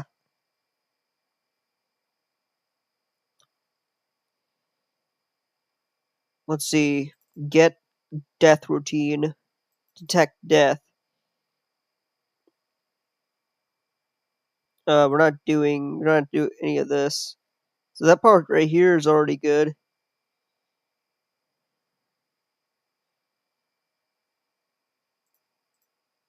UI helper, it's all good. Show damage text. I'm trying to think here. Yeah, this we definitely need to define. Let's see. This would actually be like the temp text mesh pro helpers. Hide after delay. We definitely need that.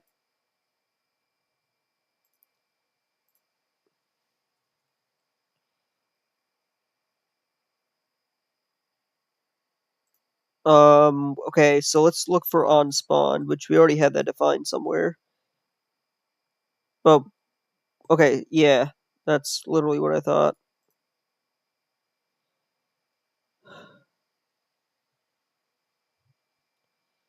Wait, why is on spawned? Crap, hold on.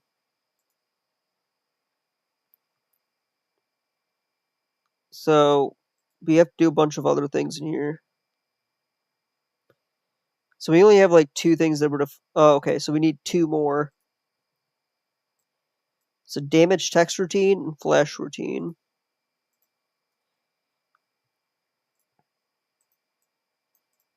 If the died is null, great. That's all great. That's all great. That's all great.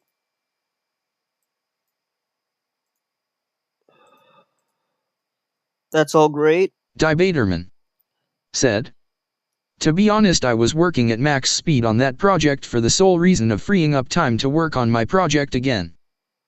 Oh man, like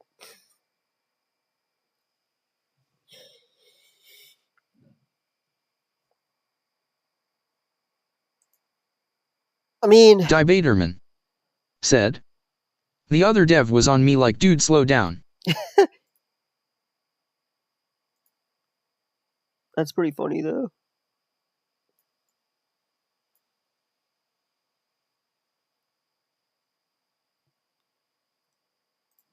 Dude, slow down. Dude, slow down.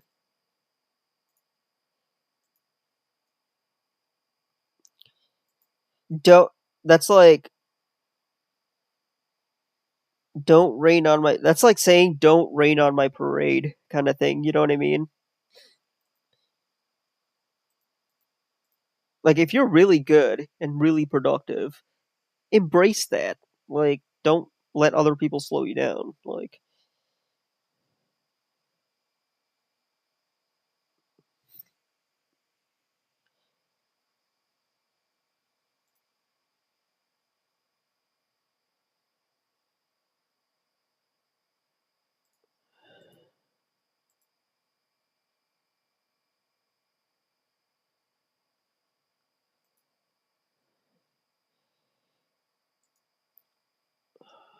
Debaterman said. So now that the server is pretty much finished up.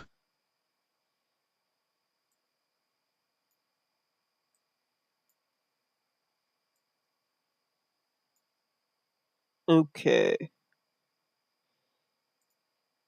I mean, as far as like getting back into a project you haven't opened in forever ago, I'm not so sure how to navigate that necessarily.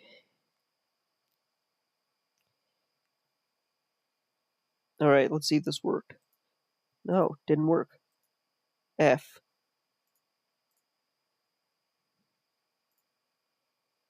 Why did that not work? Debaterman said. Making features is super fast. Yeah, exactly. Debaterman said. Made a mail system and a crafting system last week.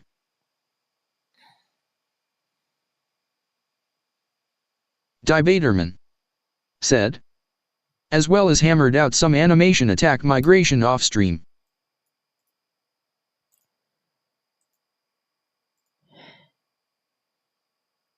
So this is the enemy health, right?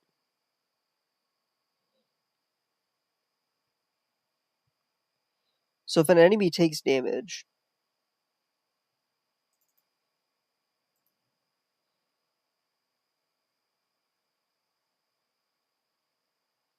oh. Mother effer, that's why.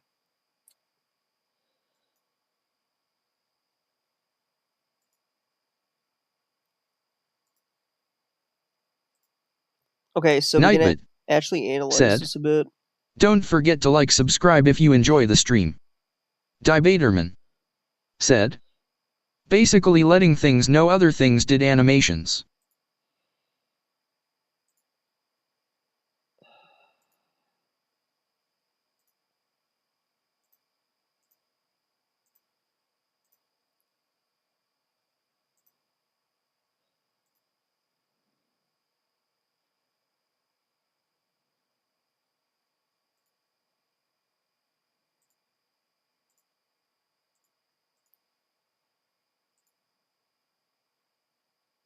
Why is it not showing up?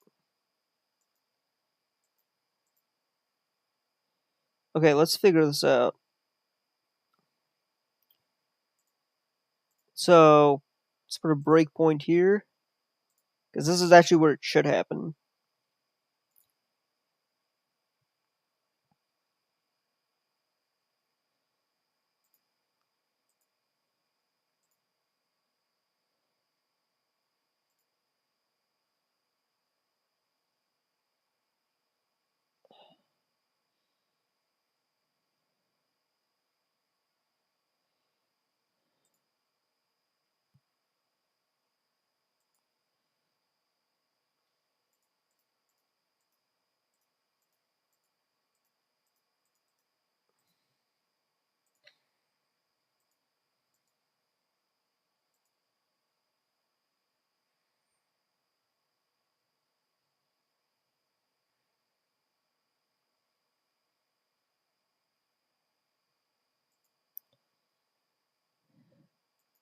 Debaterman said.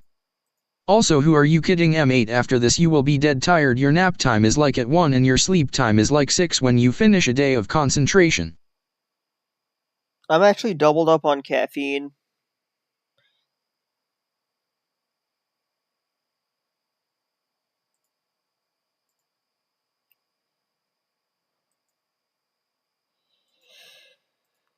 Oh, well, you might be right, though. I don't think any amount of caffeine would. I've been exercising a lot more, so my stamina has been going up.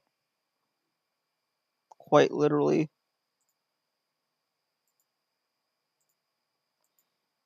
Oh my god, why is this frozen? Debaterman said. KK, your nap time is at 2 and your sleep time is at 4 when you burn out.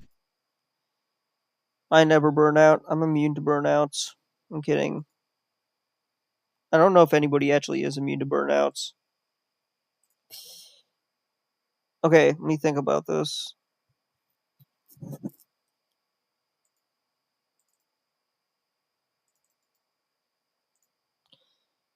Are we missing anything here?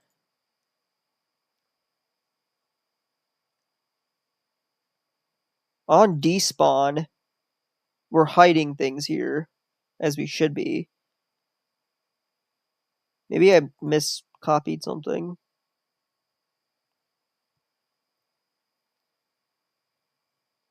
Okay, that we definitely have in there. Just want to double check though. Debaterman said. If you manage to stay awake, sure. Debaterman said. We can rock WF. Hell yeah.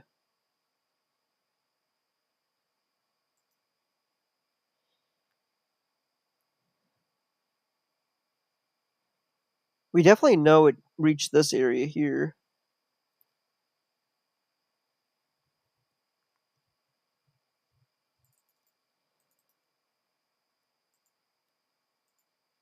Oh, but wait.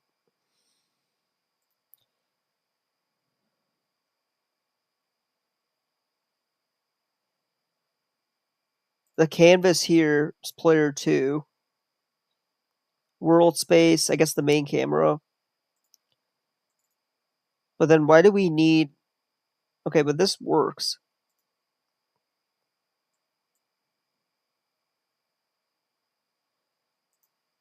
You don't need the camera.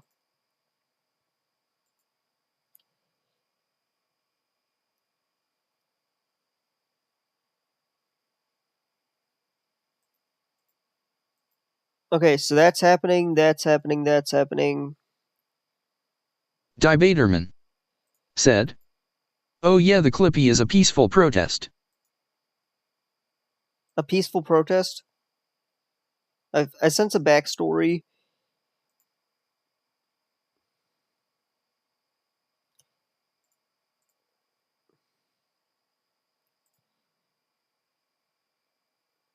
Let's disable this for now and just add an enemy here.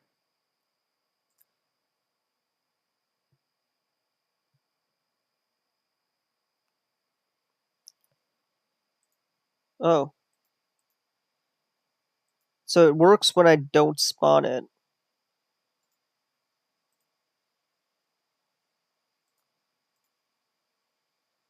Debaterman Oh shit. said. Lots of folks who know are using it.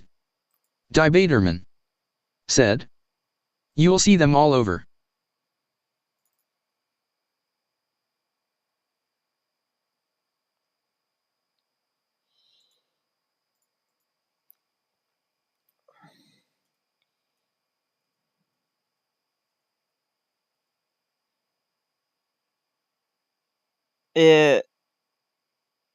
Is it pro? Does it have anything to do with AI? I just want to know.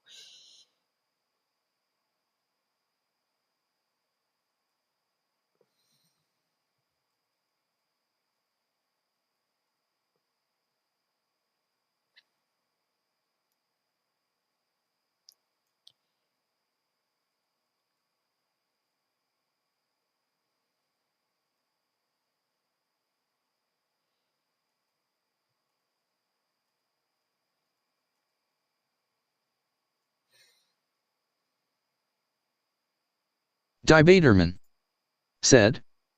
Not directly, no.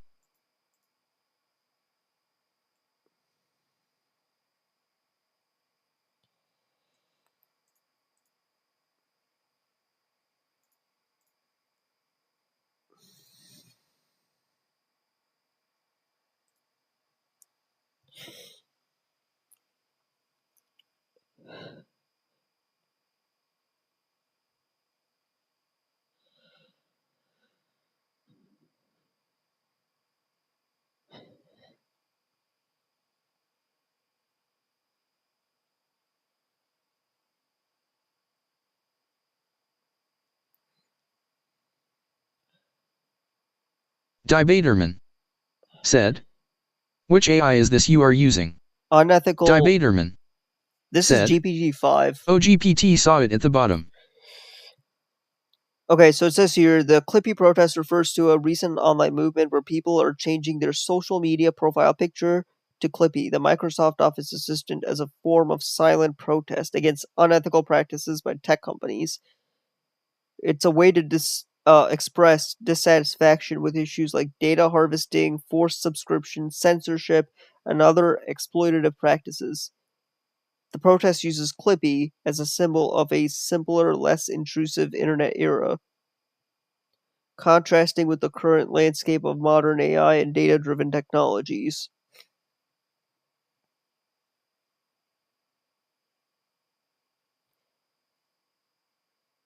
Okay, this is worthy. This is a worthy cause, in my personal opinion.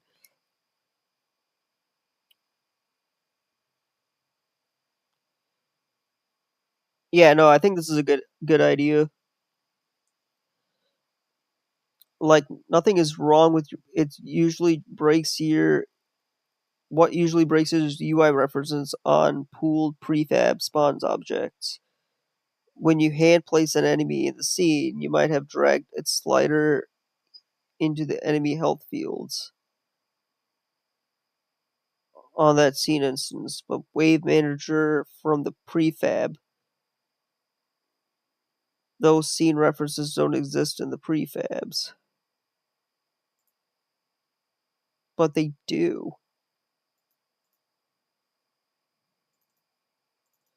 I literally just modified the prefab here.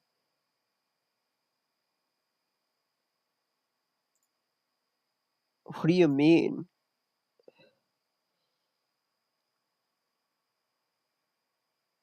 Unless I'm not setting something up here, which there are no, like, insertable fields.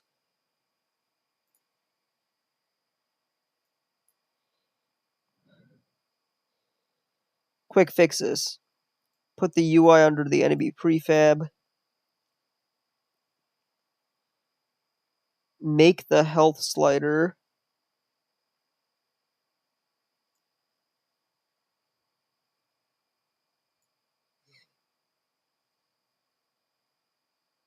Debaterman said. Oh, I think Amazon released a new game engine that generates a game via a prompt. Gross.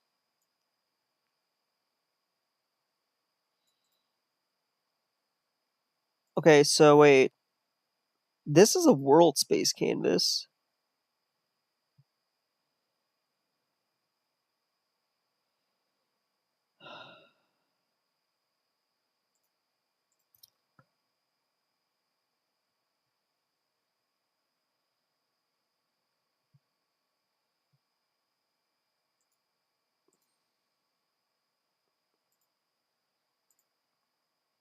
Okay, maybe that might be the solution. Let's try that.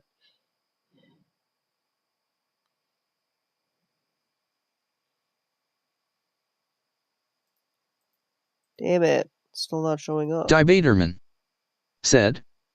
I typically use world space for floating text. Yeah, I do too. That's what I'm doing. Debaterman said. But you are in 2D, so it doesn't matter.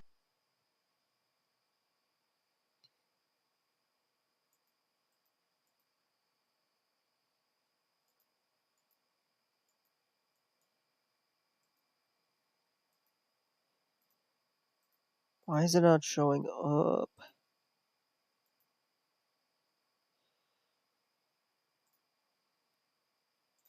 Okay.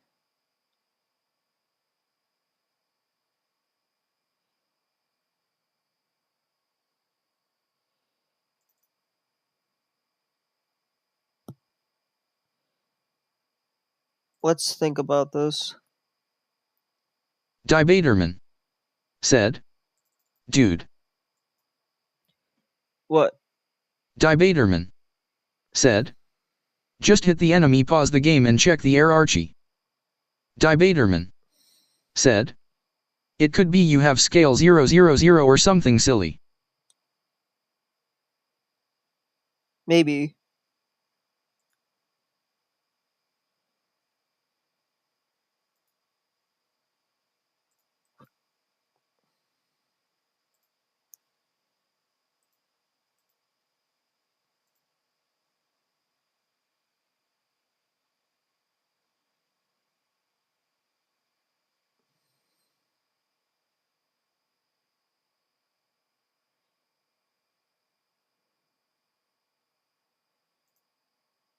That actually might be true.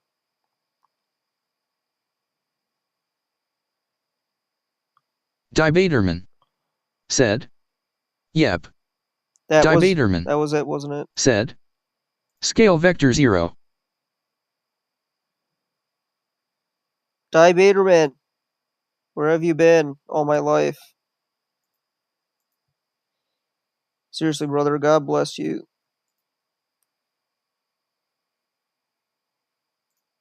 Oh.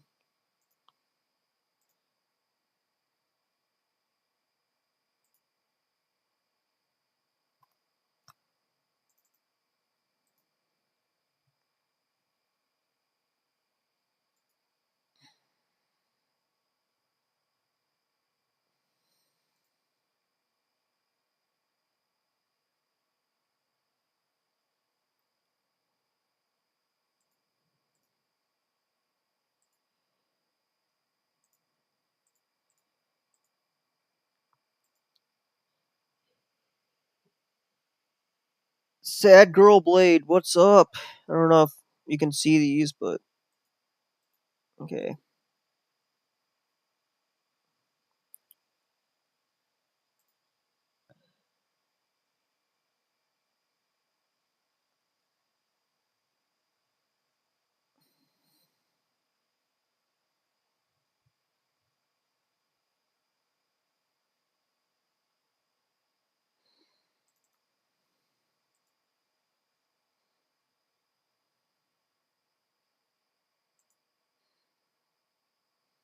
Debaterman said, "LOL, this isn't goated." Debaterman said, "Why did you put the canvas as a child of the enemy?" That's what you're supposed to do, right? Debaterman What do you said, mean? "Canvas objects are expensive already."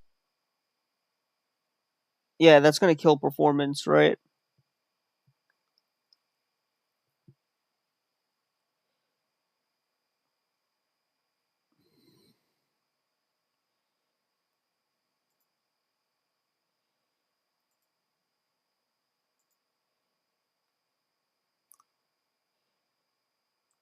Debaterman said, "Just have one canvas and make something that tracks for references the enemies, then use that reference."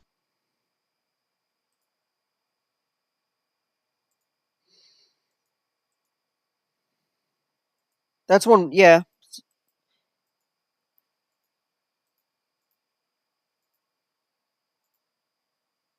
Yeah.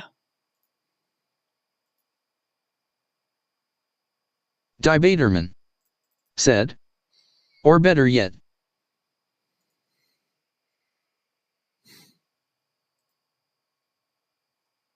Debaterman said, "Just have the enemies pass their own info to whatever is pushing the number."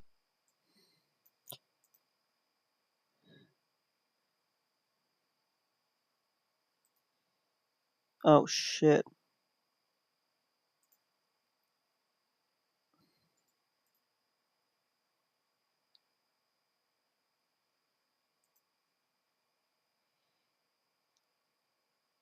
The most messed up thing about this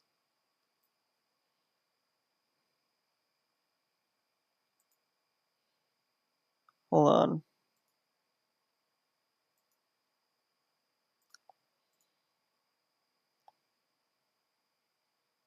Debaterman said. Bruh and Godot we do viewports on the object. Debaterman said. Unity doesn't he do that?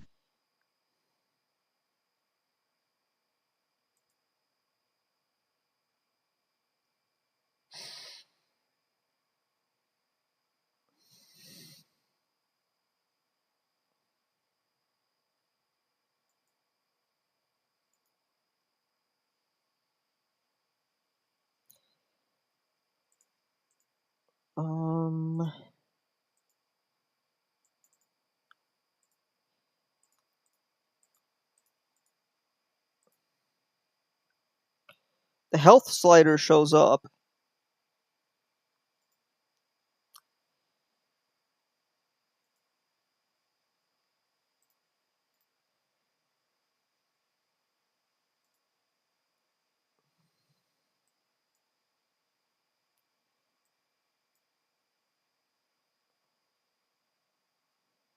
Debaterman said. Sure.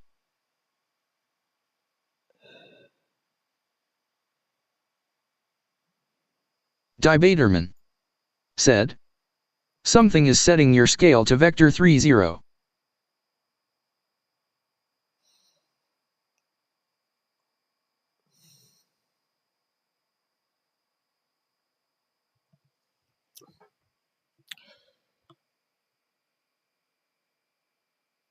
Where? Okay.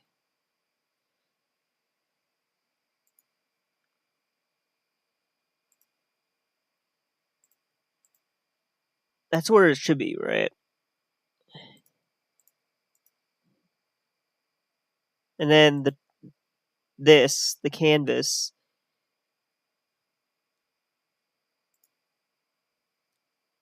So this is where my slime is.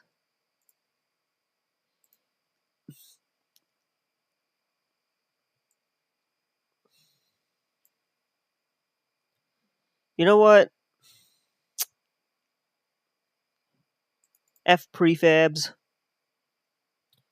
I'm just going to edit this in the editor. Debaterman said. It is very likely because you have various scales on the canvas. Debaterman said. Which is one more reason you only use one canvas. Debaterman said. Not many on different enemies. So one canvas, world space. And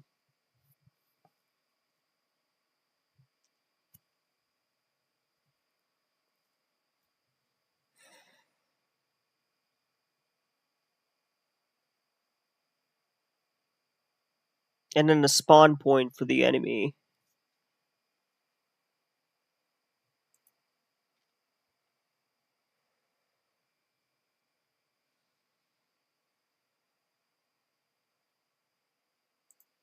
I can figure this out. I know I can.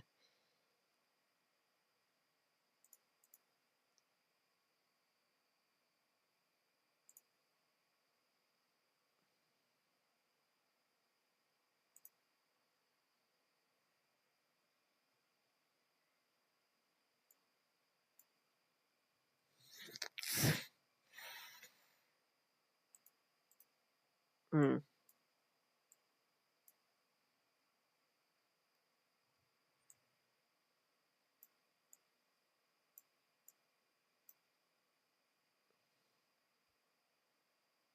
Debaterman said. It's been almost 3 months since I did direct game dev. Jeez, Debaterman 3 months. said. Server work has made me rusty AF.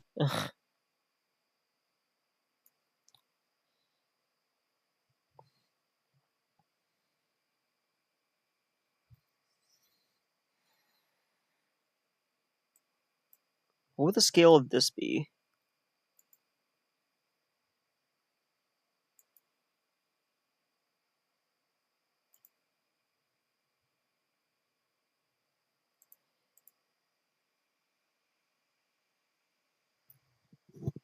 Alright, this I'm going to need to research a bit. Or maybe not. I don't know. Maybe this actually might work.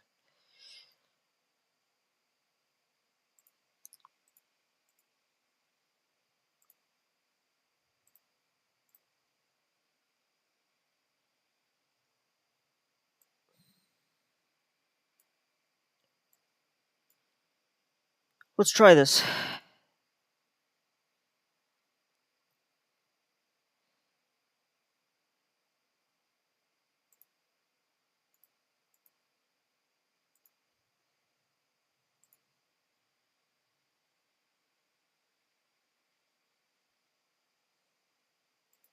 Debaterman said, "What you are experiencing is what is called unexpected behavior. The Unity docs are explicit that you do not adjust scales of UI objects. This leads to unexpected behavior in cases like."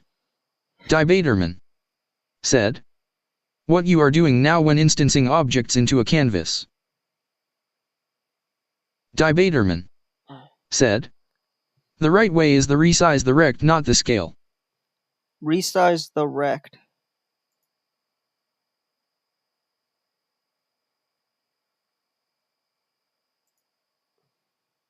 Okay, I feel like this is gonna...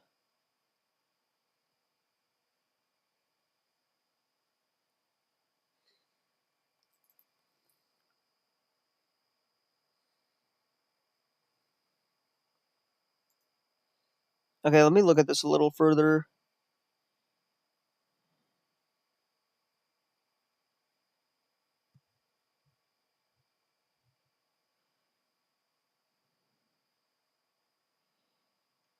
Resize...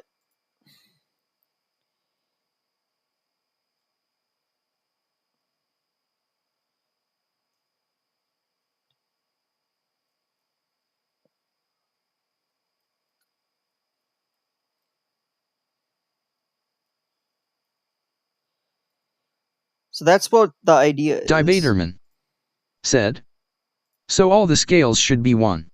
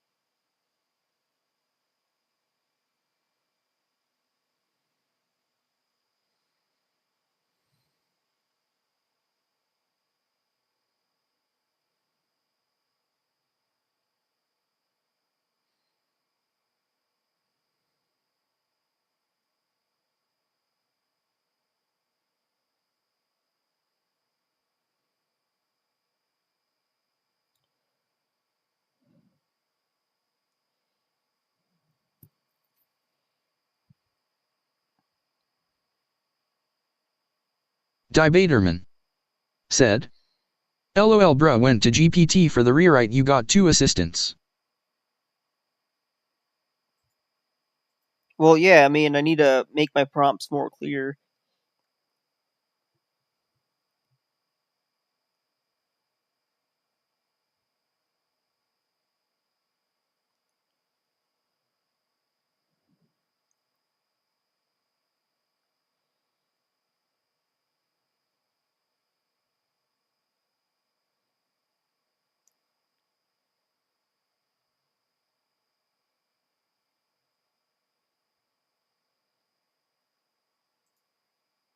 Honestly,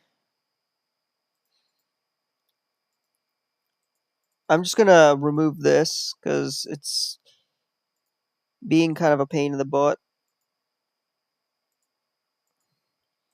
So wait, I have a question, Debaterman.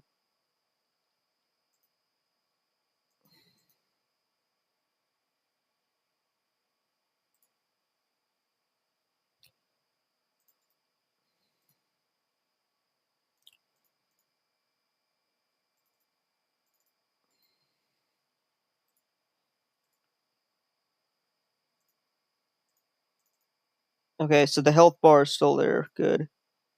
That's what I want.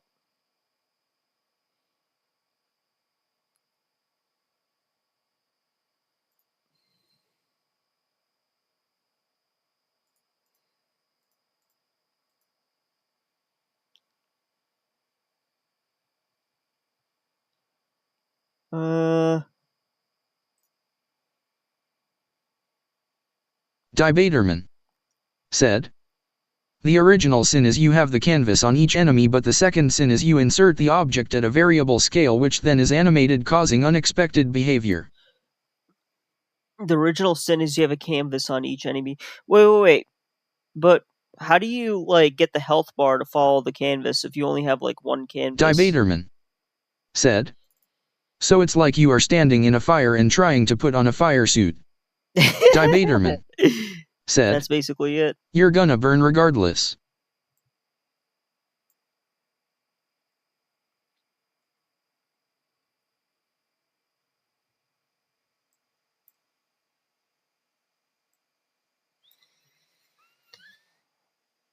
There has to be a way to do heal text and damage text. I figured this out before. I just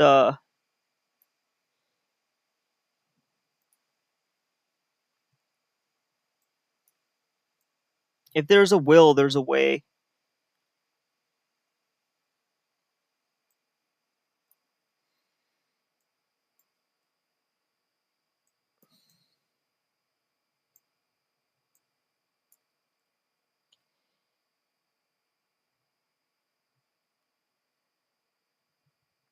Okay. And we gotta do it on the enemy.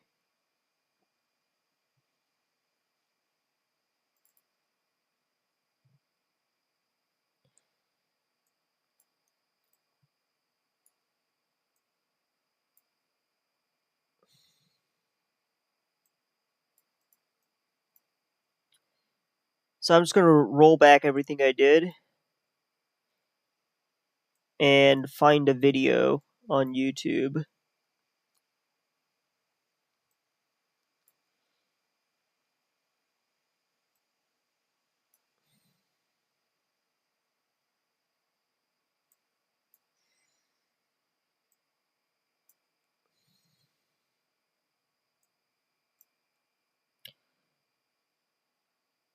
And just make sure I didn't break anything. Said, don't forget to like, subscribe if you enjoy the stream.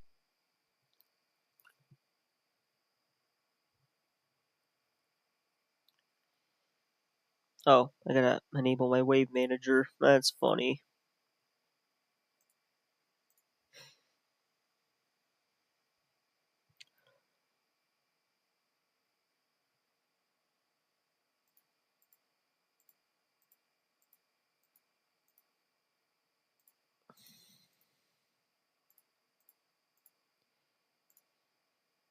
Oh, that's good, actually.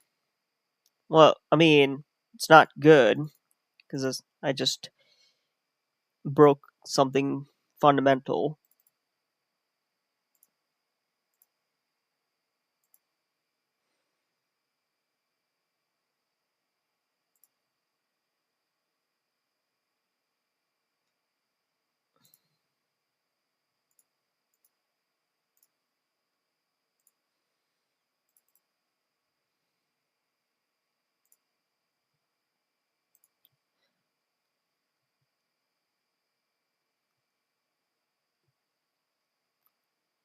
Should I, Diabaterman, I'm obviously joking, but should I put the potions in, like, the potion noise? But I feel like that'd be cringe.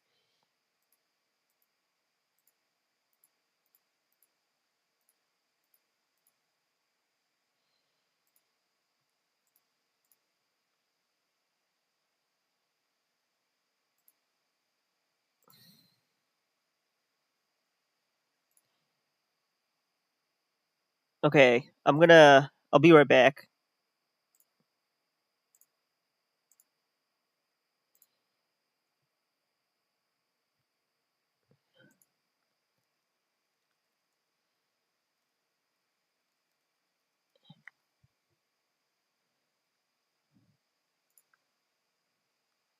And if you hit the play button, I feel like I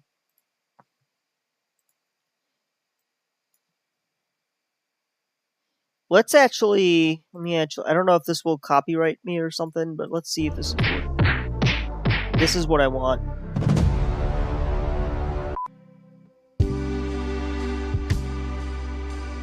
Gross. Alright, let's get on with it. Display to our player. So in the Unity editor, the first thing we want to do is go to our hierarchy and right-click and create an empty game object. We'll rename this from game object to floating text. Debaterman we'll click on said, add component and type opened in my text Unity. mesh. We'll go ahead and right-click on our transform and hit reset. And within our text mesh component, we'll go to our text field. Okay, so I don't know if any of this is relevant. Debaterman said, looking at my project. Text mesh.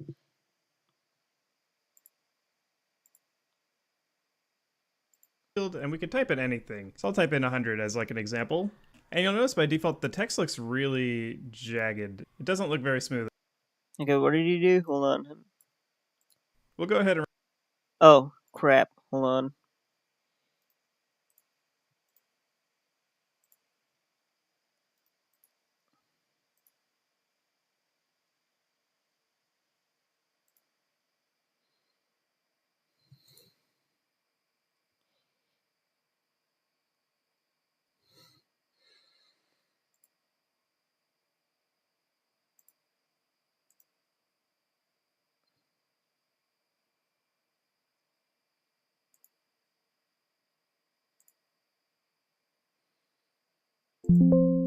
Yeah, this video sucks. Hold on. Because he's using text mesh. I don't want to do that. Sabu here, and in this video we are going to create points or damage text which will spawn after killing an enemy.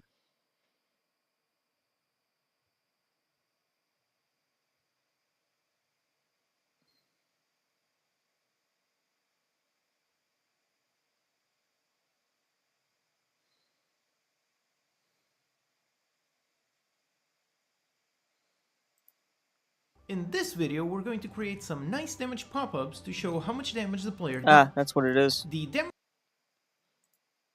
damage pop-up text mesh pro.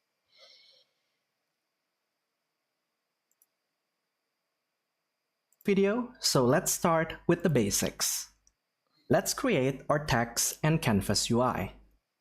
Right-click on the hierarchy window, choose UI, and click Text Mesh Pro.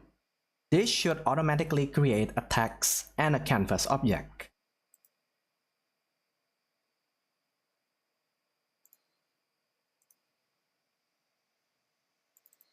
Okay, some things you can't do with AI. You need actual, you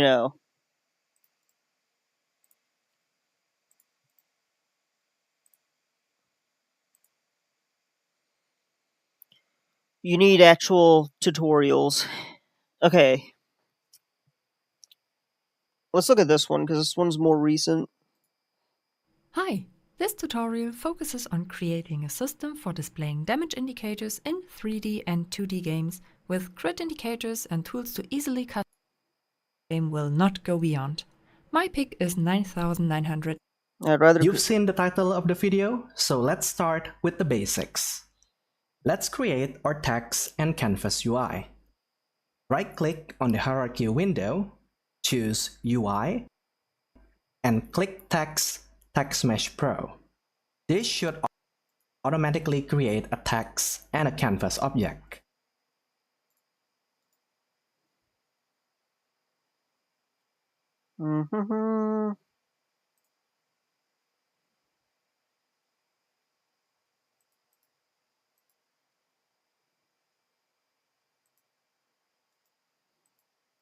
Yeah, we don't want it in here. So UI, a main canvas. Okay.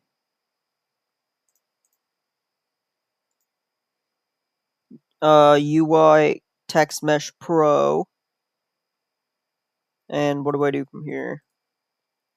If you didn't get a canvas, you can create a canvas on your own by right-clicking on the hierarchy window, choose UI, and click Canvas. Also, if you're using an older version of Unity, you might need to import a TextMesh Pro plugin first. Let's rename our canvas to Damage Pop-Up. On the canvas component, set the render mode to World Space. Then click on the three dots on the Rect Transform component and choose Reset.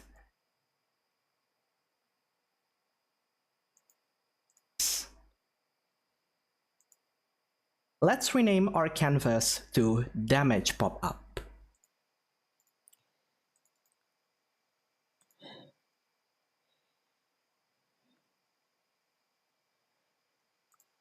I'm going to move this inside level essentials because it is an essential.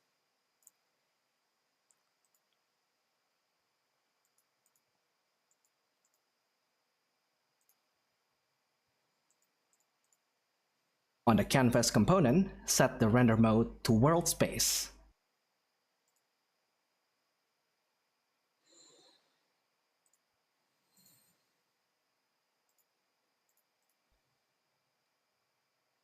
Then click on the three dots on the Rect Transform component and choose Reset.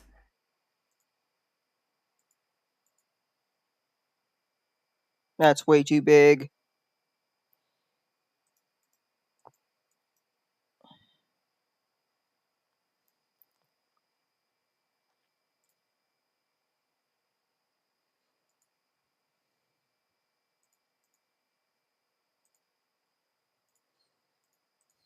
This will reset all positions to 0.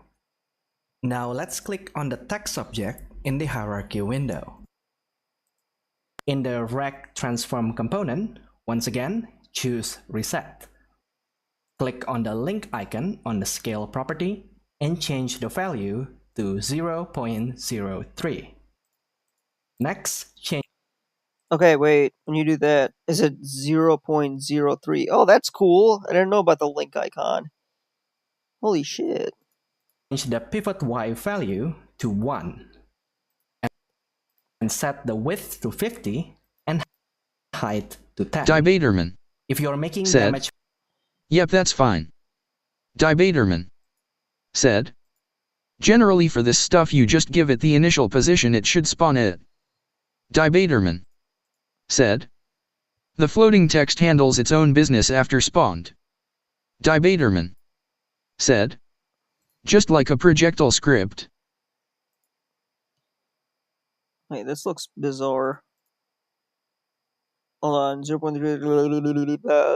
Baderman What did I do? said, the gun doesn't care what the projectile does after being fired. Wait, am I supposed to do this on the canvas itself? Soon Avatar said, yo. Hey, what's going on, Soon Avatar? Are you from... Just out of curiosity, I don't think I shared my Twitch link, so you're probably not. Soon Avatar said, how ya doing? I'm doing pretty well. How are you doing? Nightbit said, so 50... hit that follow and dive into Bubble Tank Frenzy link in bio. I think that's all great. Said, also do not set scale to 003, that is bad practice, you should only adjust the rect. You might want to increase the width even further, otherwise it might look like Soon Avatar this. Said, I'm doing good, that text bot is loud. The last thing in this component is to set the plus Y to 0.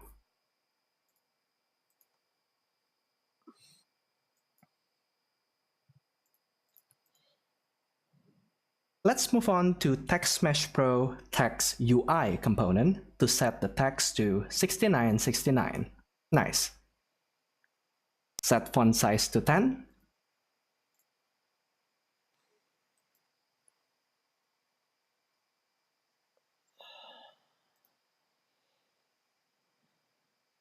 Soon Avatar said, what are making?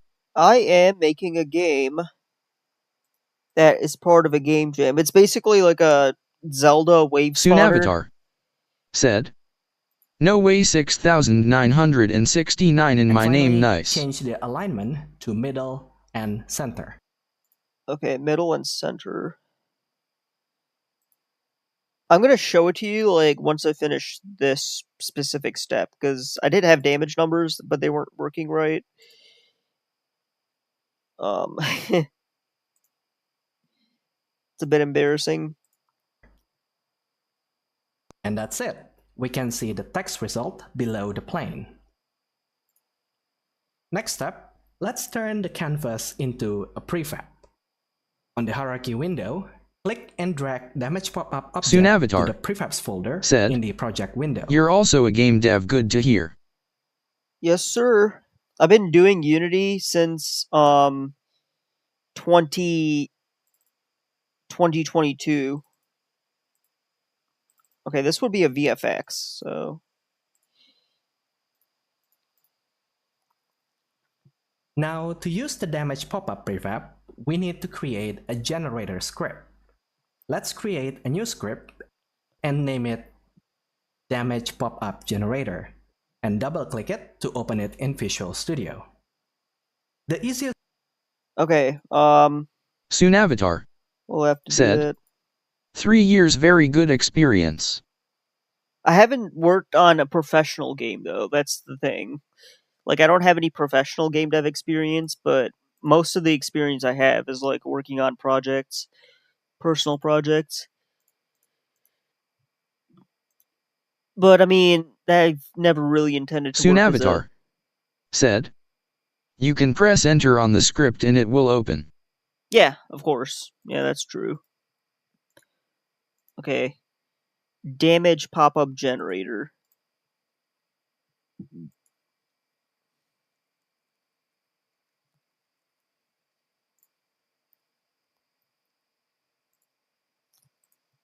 easiest way to generate damage pop-up is by using a singleton pattern.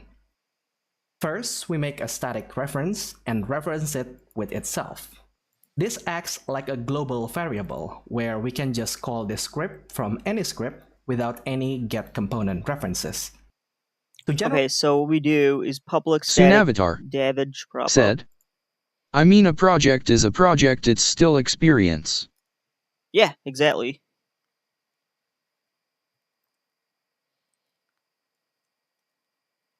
And what you don't know, you research, you know?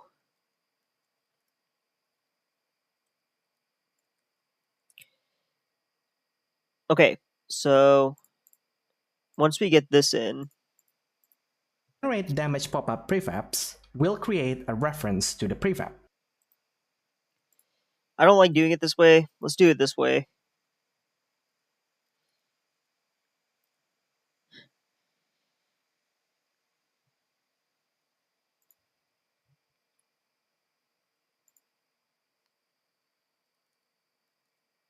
Private game object damage text prefab.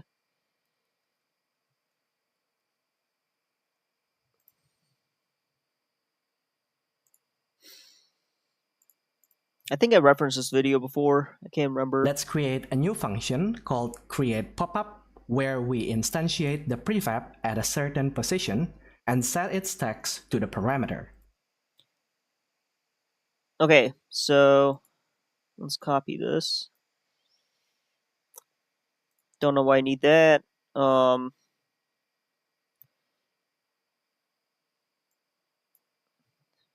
Here it is.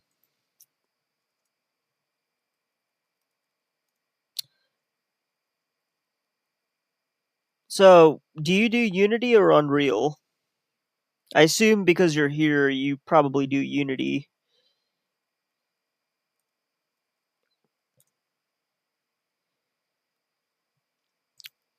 Okay, so position and string. Okay. Soon Avatar Crap, hold on. said, "I do Unity."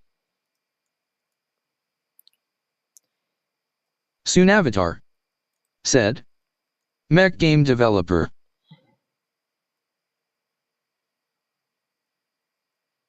Oh, sweet. By the way, if you want to join my Discord, you should definitely join my Discord. I have a Discord where if you want to share what you're working on, I would love to see it. That invitation, the link should be in what am I saying? The link should be in the bio. If it doesn't work, let me know, because I'll have to figure out how to update it.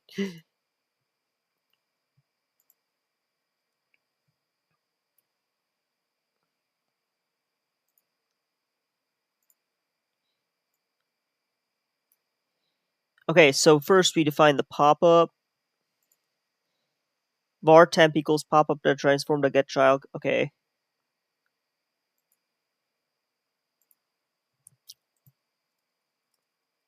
Soon Avatar said, I don't really like enter servers pair ball begun a private DM.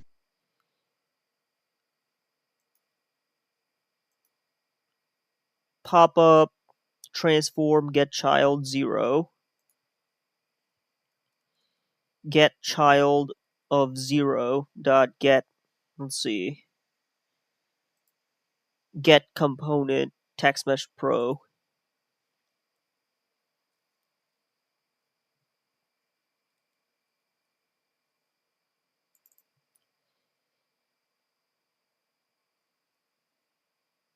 I think that's it. I think that's all you need to do.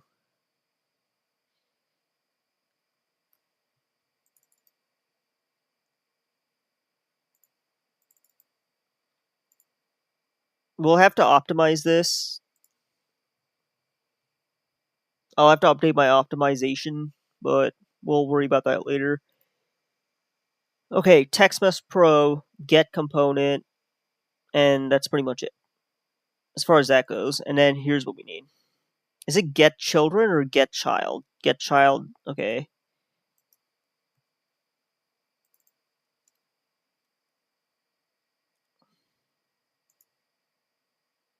Nightbit said, hit that follow and dive into Bubble Tank Frenzy link in bio. And then temp text equals text. So let's set that up. That's pretty easy.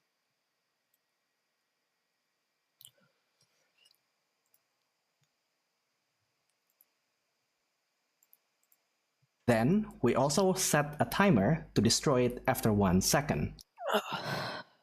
If you're using an older version of Unity, the script won't immediately detect a second.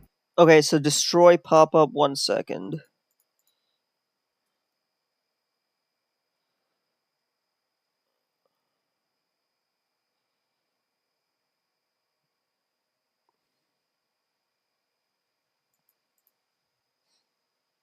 If you're using an older version of Unity, the script won't immediately detect the TextMesh Pro U GUI as a component. Make sure to add using temp pro to the top of the script, Soon Avatar and that should fix it. said, destroy why not set Finally, text to blank. for testing purposes, we can use the... Yeah, like I said, I'm gonna optimize this later because I have like object pooling, but because this is actually creating it from scratch. Soon Avatar said, is it damage indicator or damage pop-up? It's a damage pop-up. F10 key to call the function and fill it with a random number from 0 to 1000. Yeah, we don't need to Save do the this. script and return to Unity. Okay, so yeah, so I'm just like setting this up. We're gonna obviously once I get this working, I'm gonna focus on like we're gonna work on the finer details, such as like object pooling versus. But for now, I'm just gonna like follow the tutorial just to get this to work. You know what I mean? Because ultimately, that's what I want here. I just want this to work. Oh crap! You don't assign it to that. Eh.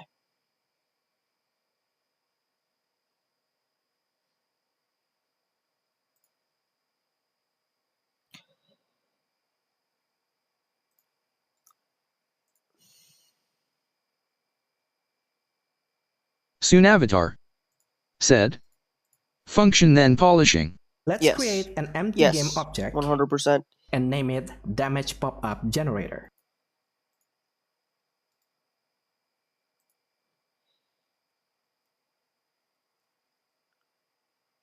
And we're going to assign that script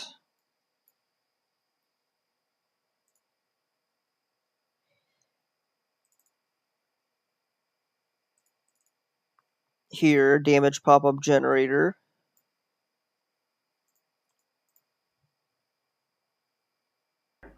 Then add our damage pop-up generator component into it. Drag in our damage pop-up prefab into the prefab field. Let's test it in the play mode. Press F10 and it works. It's still kinda basic, so let's add some Genshin Impact inspired animations to it. I'm not a fan of Genshin Impact, but whatever, Let's dude. create another new script called damage pop-up animation and open it. Damn, bruh. A lot of scripts.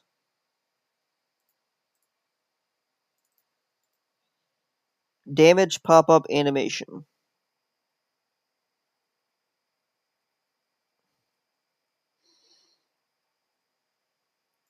This is Soon Avatar this is a 3D game. Said. Genshin Impact animations weeb lol. Apparently this guy's a fan of Genshin Impact, which is fine, not judging. Genshin Impact is technically Chinese. I don't know, maybe it is maybe it's set in Japan, just made Instead in China. of using a mathematical formula to set its animation, we're going to use animation curves.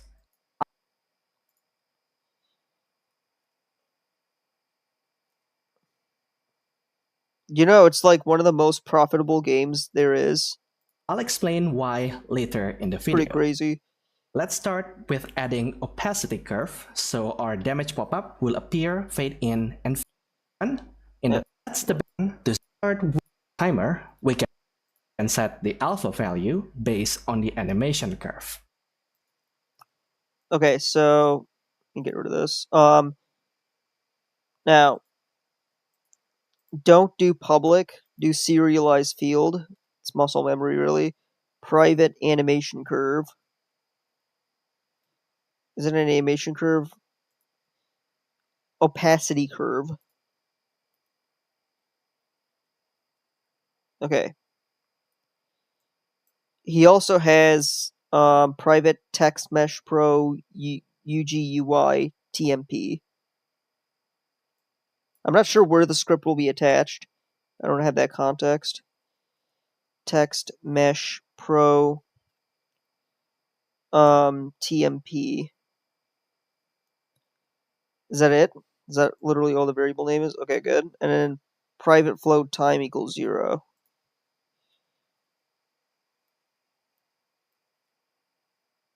Uh, 0F.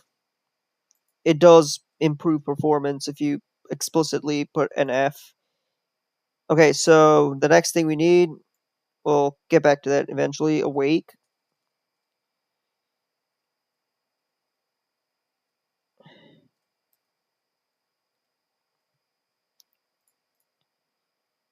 Debaterman said. Likely on the damage number or whatever you are floating in. Soon Avatar said. A curve for what? Debaterman said. Dude, just think of this like a projectile script.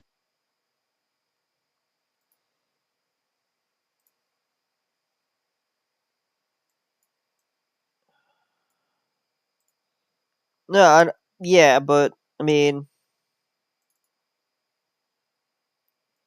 I know what you're saying. I just want to get something working, you know what I mean?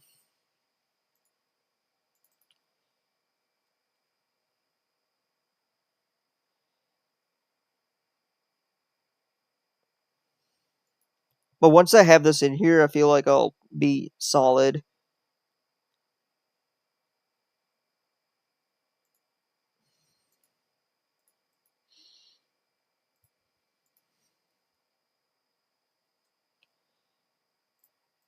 Okay, so temp color equals new color, 111, opacity curve, evaluate time.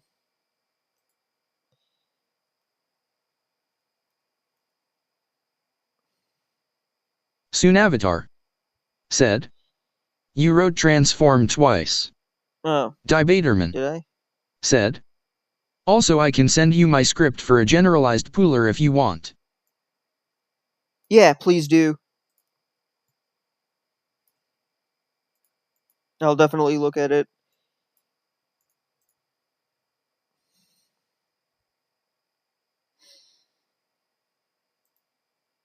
Hmm.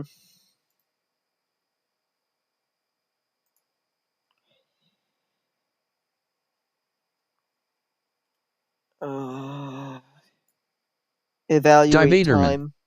said, "It has one call."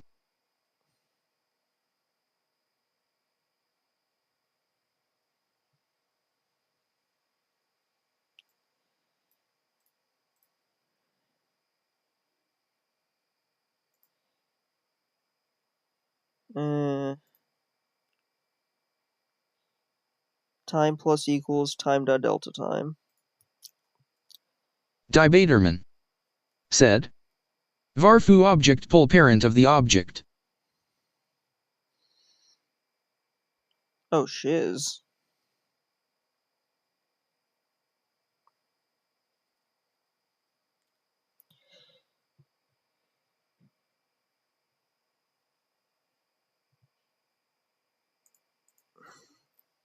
Save the script and return to Unity. Let's add our damage pop-up animation script into the damage pop-up object. Click. Debaterman said, "Brain dead AF." Alpha value based on the animation curve. What? Save the script and return to Unity. Okay, so this goes on the damage pop-up itself.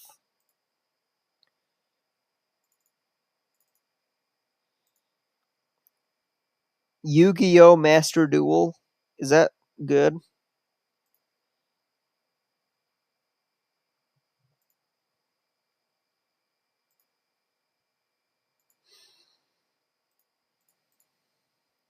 Let's add our damage pop-up animation script into the damage pop-up object. Nightbit Click on the said, curve field. "Hit and that it follow will and open dive up into a Bubble curve Tank Frenzy editor link in window. bio." Let's Nightbit start with any said, of the preset grabs on "Don't the forget to bottom. like subscribe if you enjoy the stream." We can right-click on the first key and choose Edit Key and set its time and value to 0. We can also create our own key by right-clicking on the green line and Debaterman choose Add Key. said, Then edit "It's my key release, I again play to it before I get into 0.1 game and debbing." 1. Debaterman Huh. said, "Freeze up my brain."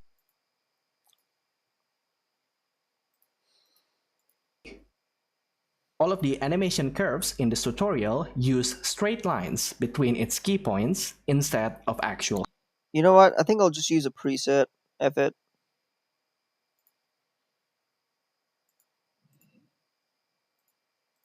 curves. So to set it to a straight line, right-click on the key point, choose both tangents, and click on Linear. That's the basic of using the inspector window. Might be more familiar with graphs if you've used to other programs like video editors or 3D animators. Once you're done, in the top right corner of the inspector window, click the Overwrite drop-down menu and click Apply All. Which I already This did. will save any changes we made to the prefab. When we go into the play mode, yep, that's much better. But let's not stop there.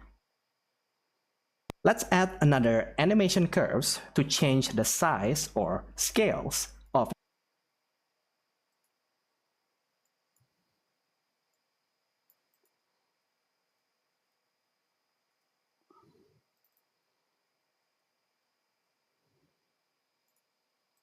the pop-ups. And add this to the update function.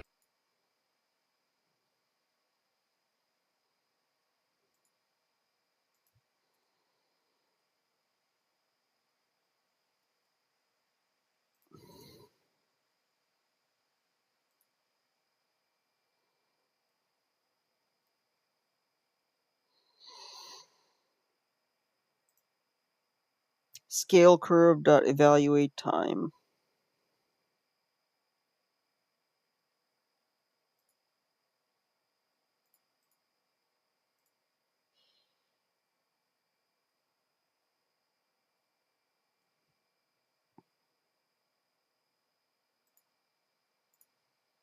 Save the script and return to Unity. Once again, we adjust the new scale curve to this table. I've also included the bigger scale size for crit hits according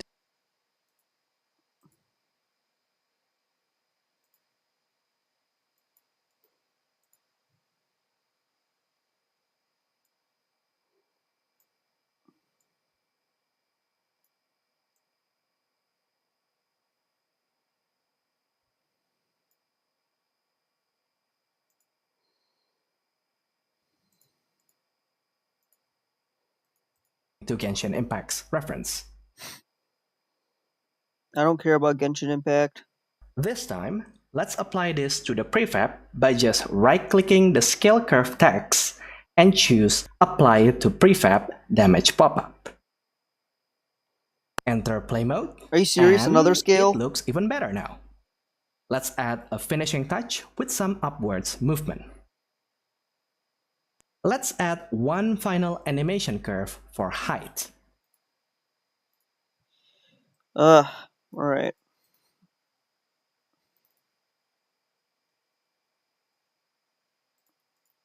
This time, we need to add a new vector 3 variable called origin. Private vector 3 origin.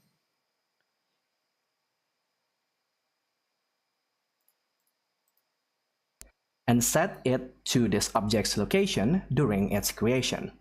Otherwise, our damage pop-up will only appear at position 0, 0. Origin transform position.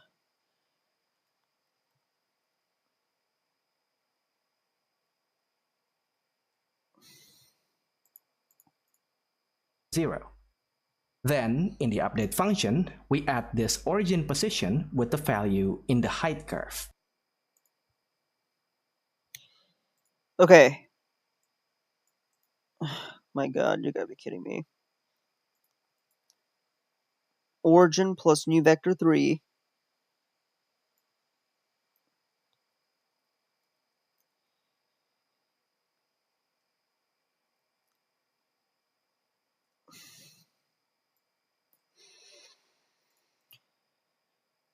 Zero, one.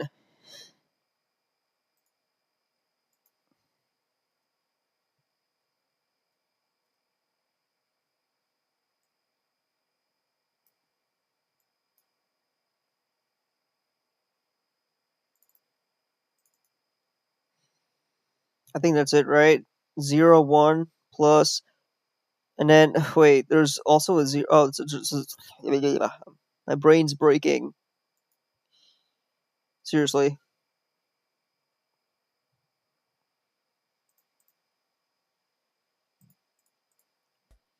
Save the script and return to Unity.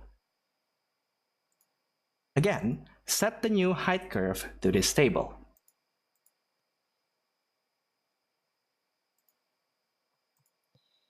It looks like all this is just moving this down like there.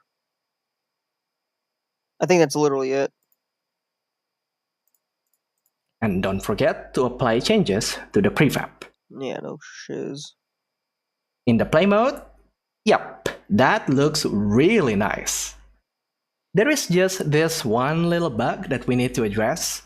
You might notice that sometimes the text appears on the ground for one frame before it appears at the correct position.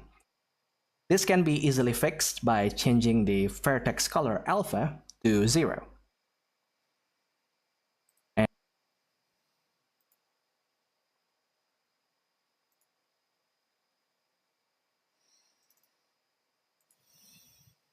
Wait, where do you do that? You might notice that sometimes the text appears on the ground for one frame before it appears at the correct position. This can be easily fixed by changing the vertex color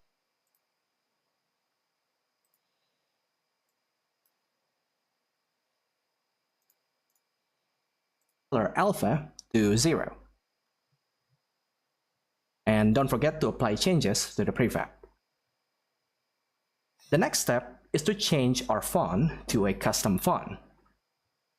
The first step is to get your own font and put it in your font folder in Project Window.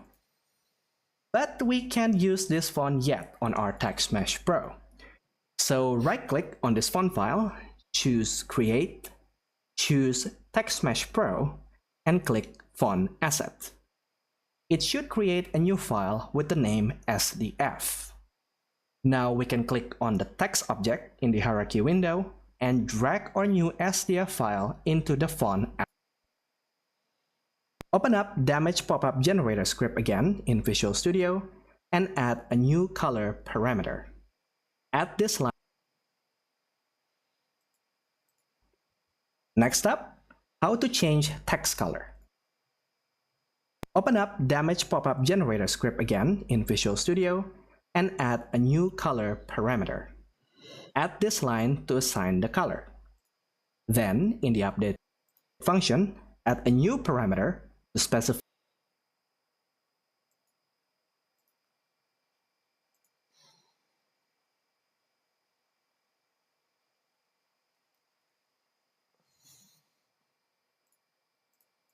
which color we want in the pop-ups. And that should work nicely. There is a bit of a problem with our damage pop-up right now. If we take a look from a wrong angle, we might not be able to read the numbers or even have it be flipped horizontally. The solution here is to have the canvas always facing the camera. This is called billboarding.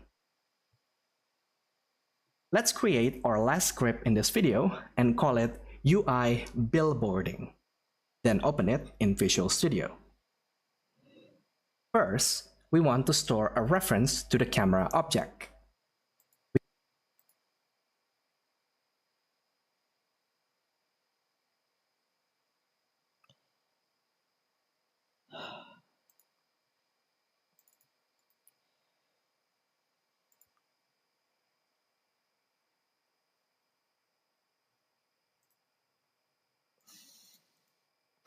We can do this in the awake function by calling camera main. Then in the update function, we tell the canvas to always face the same direction as the camera. And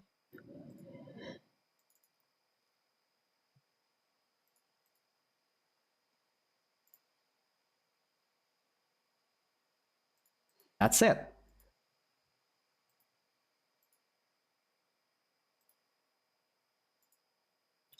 Camera, cam main.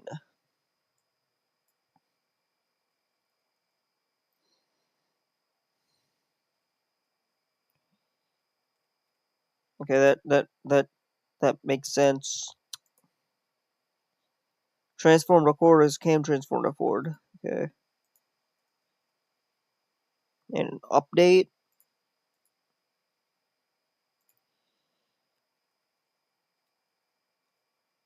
Shit. That should be it. Save the script and return to Unity. Add this new script into the damage pop-up object. Seriously?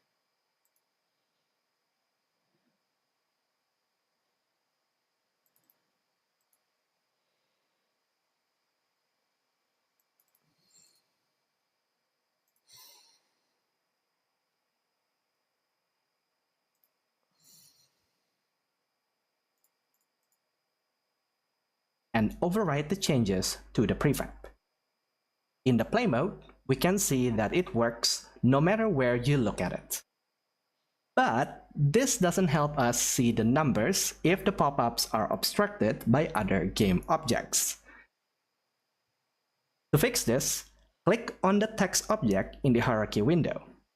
In the inspector window, scroll down until you see the shader drop-down menu. Change the shader to Text Mesh Pro Distance field overlay.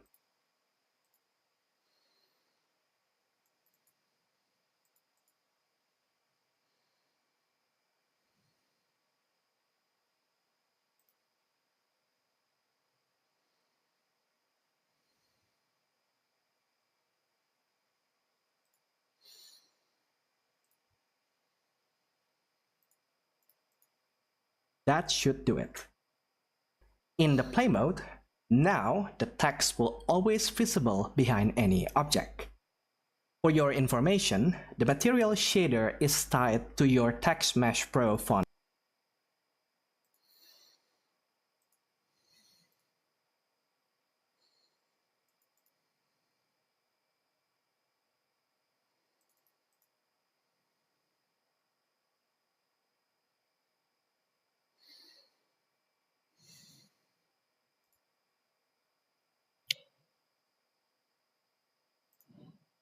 Yeah, let's try it. I think we're ready.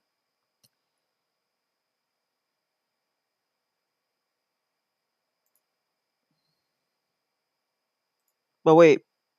Position, okay.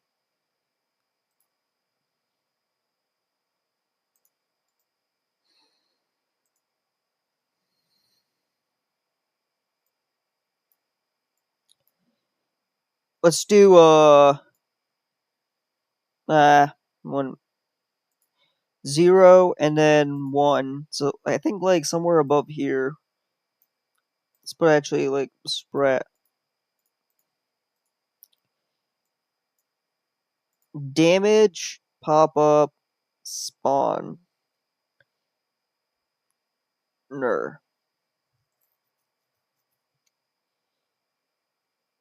and player health controller.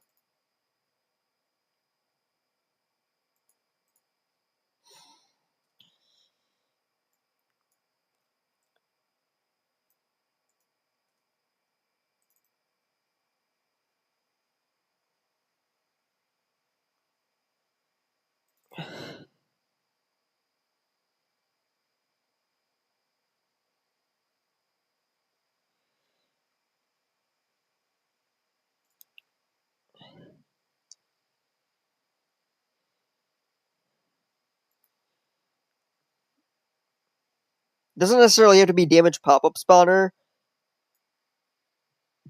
but I guess maybe it could be.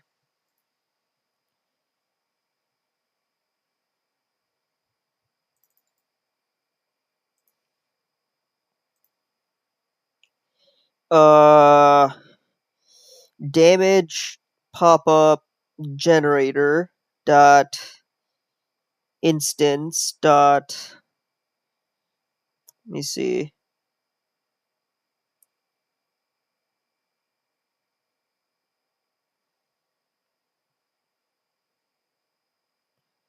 There has to be a function in here that does that. Create pop-up. Create pop-up. That would be damage dot position.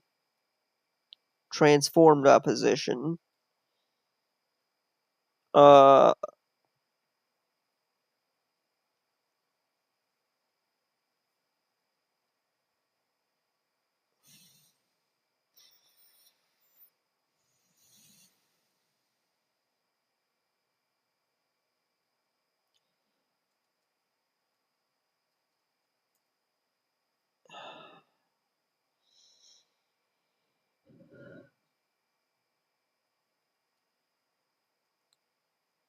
I think that should be it. Alright, let's try this, guys.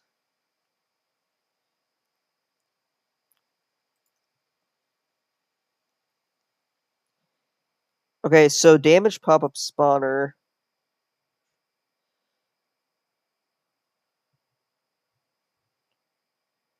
Alright, let's try this.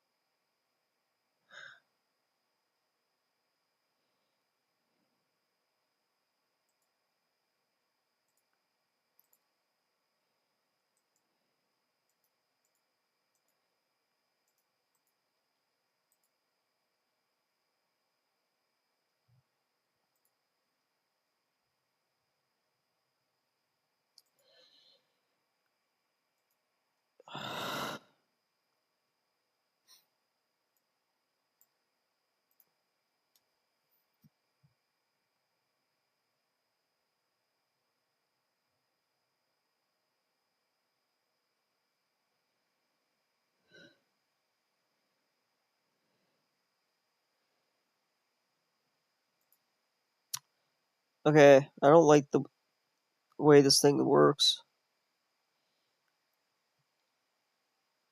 Prefabs. VFX. Damage pop-up.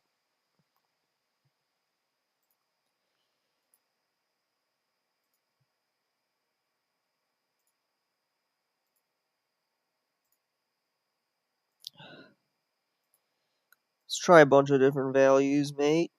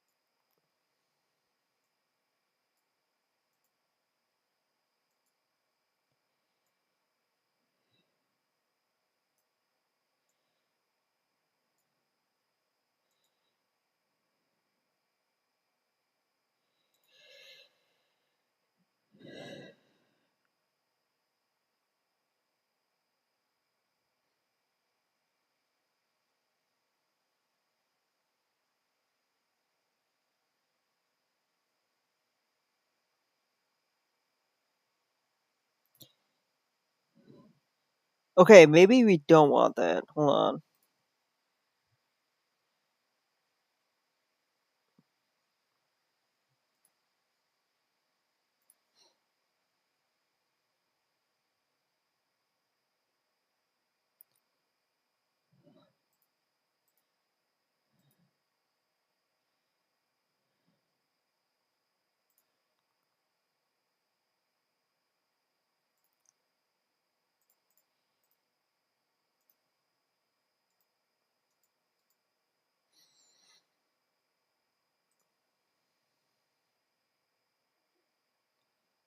Text message for a mobile distant field surface. Okay, that's what we want.